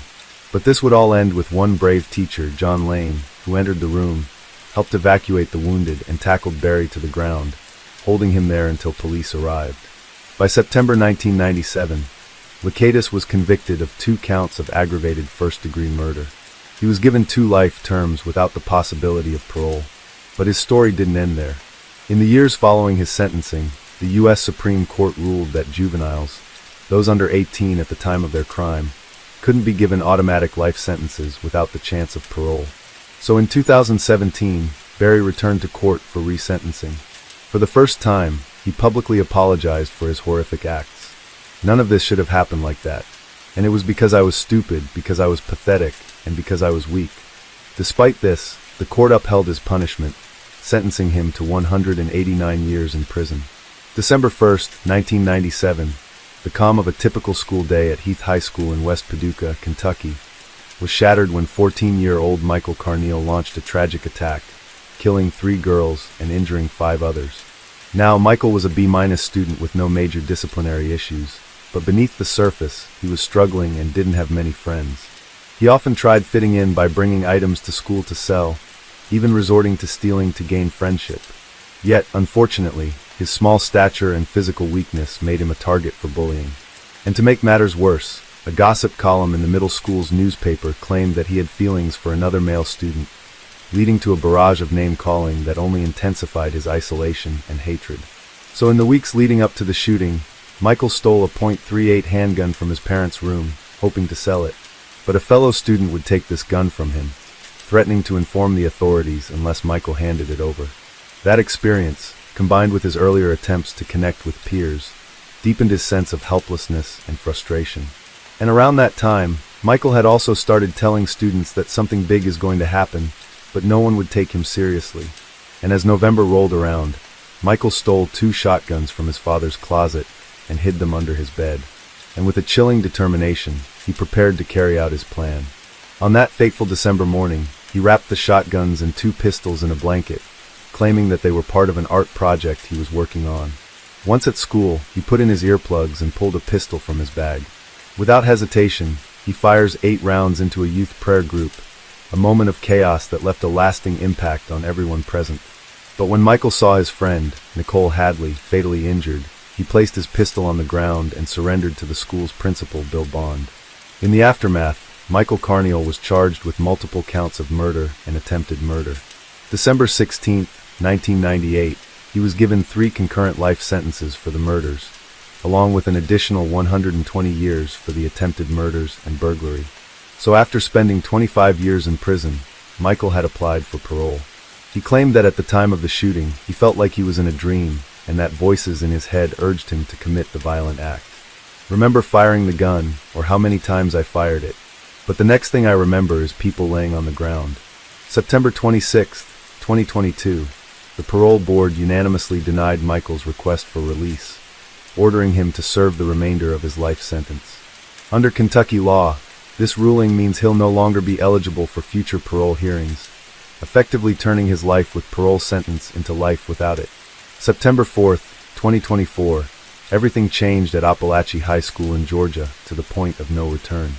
A 14-year-old boy named Colt Gray walked into the school and opened fire, killing 2 students and 2 teachers. Chaos erupts as students and staff rush for safety in the football field, while police swarm the campus.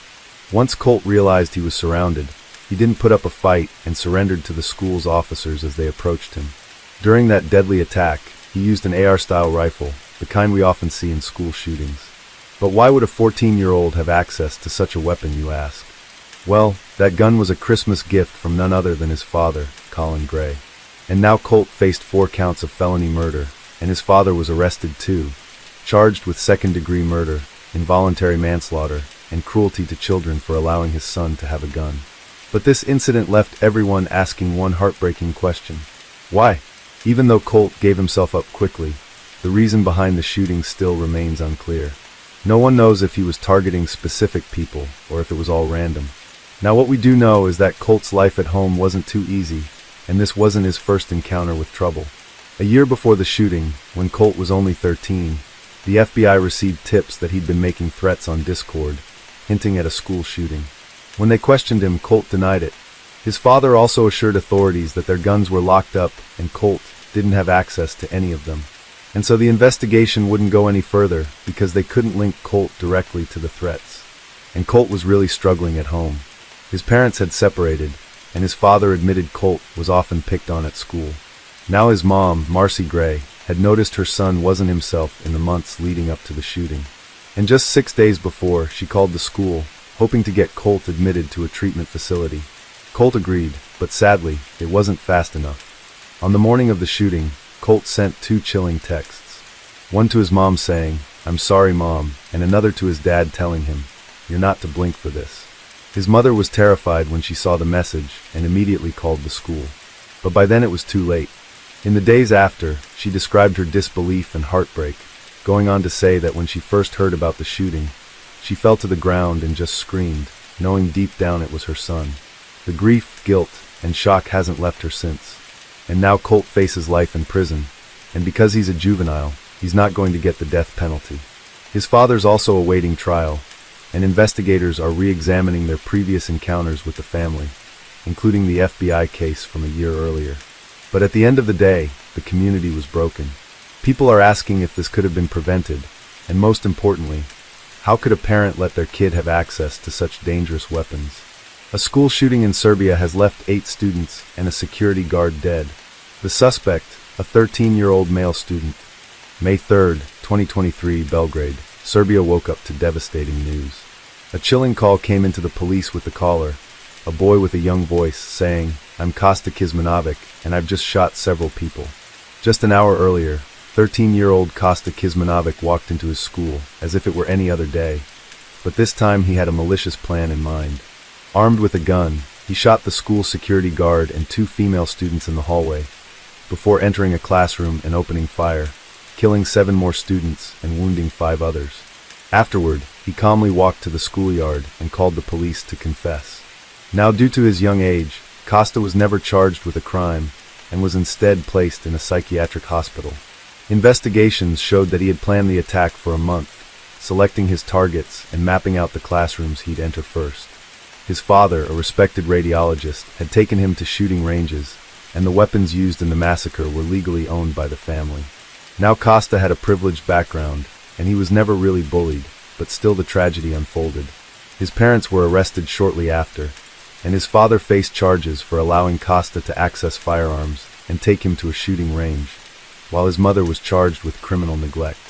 She said that she saw nothing unusual in Kosta's behavior that morning, aside from him being slightly lethargic at breakfast, and when she first heard about the shooting, she believed that her son was a victim, only to be faced with the terrible truth upon arriving at the scene. Her son had killed 10 people. July 2023, Kosta testified against his father, admitting he'd been taught to shoot, and that his father admired his accuracy. He also shared that his fascination with video games and this mass murder documentary contributed to his dark thoughts. Kosta did express regret for his actions, claiming that he had changed his mind and felt remorse for the shooting, and if he could turn back time, he wouldn't do it again. But for the families of the victims, that was a little too late, and well, in the eyes of many, Kosta Kizmanovic hasn't faced real punishment for the lives he took. And despite the tragedy, he'll even get to continue his education, and maybe even have his whole life ahead of him, something his victims don't get to do. August 2023, Kosta's mom reached out to institutions, requesting arrangements for both him and his younger sister to continue their schooling through online education because he's in a psychiatric facility. On the teachers' council at Kosta's former school, Vladislav Ribnikar voted to expel him, but Education Minister Slavica Dejanovic explained that expulsion wasn't within the council's power. Instead, Kosta can continue his studies at Dragan Herzog Elementary School in Belgrade, a special school for students with health-related issues. The school's director confirmed that Kosta would resume his education there, though the exact format is yet to be determined. March 24, 1998, an unimaginable tragedy unfolds at Westside Middle School in Jonesboro, Arkansas. 2 boys, Andrew Golden, 11, and Mitchell Johnson, 13, planned and executed a deadly shooting spree, leaving 5 people dead and 10 more injured. Now these 2 weren't particularly close, but their bus rides back and forth were enough time for them to develop a bond over some sinister intentions. Andrew, the quieter of the 2, appeared to be a model student. He was well liked by teachers and peers, and he had a passion for shooting, often going to the range with his family. However, beneath that polite surface lurked a sadistic side. He loved shooting animals with his BB gun, and he would find his match in Mitchell, who was known to be a bully at school, and often talked about wanting to join the Bloods. Throughout this meticulous planning, the boys managed to steal 9 firearms and approximately 2,000 rounds of ammo from Andrew's grandfather, and then proceeded to execute the next phase of their evil scheme. After parking a van full of supplies for their escape in the woods behind the school, Andrew pulled the fire alarm, sending students and teachers rushing outside, and as they did, the two would open fire from the tree line, aiming at their unsuspecting classmates and teachers. In just 10 minutes, they had killed 4 students and 1 brave teacher, Shannon Wright, who had died while shielding a student from the bullets. They would injure 10 more before police arrived and arrested them. Despite the horrific actions, neither Andrew nor Mitchell could be tried as adults due to their ages. They were sent to juvie detention until they were 21. Both were released in their early 20s, Mitchell in 2005 and Andrew in 2007. Now Mitchell continued to be a criminal. He was arrested multiple times for drugs, theft, and fraud, and ultimately served more time in prison as an adult now. Andrew, on the other hand, attempted to live under the radar, even changing his name to Drew Douglas Grant, as he would try to obtain a concealed weapon permit. His past, however, caught up with him, and his application was denied. Following that, Andrew mostly avoided public attention until karma finally caught up with him. July 27, 2019. He was driving on a highway in Arkansas when he crossed the center and fatally crashed into another car. The 2 drivers would tragically lose their lives, bringing a sudden end to a life defined by violence and destruction. Police say a 6-year-old boy, a first grader, somehow got a hold of a gun and opened fire at his teacher, critically wounding her. January 6, 2023. The unbelievable occurs at Rich Neck Elementary School in Newport News, Virginia. A 6-year-old boy brings a gun to school and shoots his teacher, Abby Werner. When this tragedy happened, it was a typical afternoon, and Abby was teaching her little first graders. The 6-year-old, who had been displaying concerning behavior for some time, pulled out a 9mm handgun, pointed it at his teacher, and fired. The bullet pierced Abby's hand and lodged into her chest, yet somehow, despite the pain, she managed to get her students to safety before collapsing. The boy got that gun from home, where it was allegedly kept locked away by his mom, Deja Taylor, who would later face charges for child neglect and gun-related offenses. The story raised a lot of questions about how such a young child could carry out such a violent act, and it reignited debates over gun safety, parental responsibility, and sadly, school security. Also, before this fateful day, there had been warning signs. The boy had behavioral problems. He would act out, curse at staff, and even physically harm his teachers. Abby, along with the other staff, was concerned after he threatened to beat up a fellow student and even show another student the gun. Yet, despite these red flags, the administrators told the staff to wait out the situation. And as the investigation into the shooting unfolded, the attention shifted not just to the boy, but the failure within the system to allow such a tragedy to happen. Abby ended up suing Newport News School Board for $40 million, citing the administration's negligence. The school's assistant principal, Ebony Parker, who had been informed of the potential threat, was later indicted on charges of felon and child neglect. Deja Taylor, the boy's mother, also took responsibility for the incident, acknowledging that her son had taken her gun, which she thought was securely stored. She faced both state and federal charges, including making false statements about the weapon and unlawfully possessing a firearm while using marijuana. November 2023, Taylor was given 21 months in prison for her federal offenses and an additional 2 years for child neglect.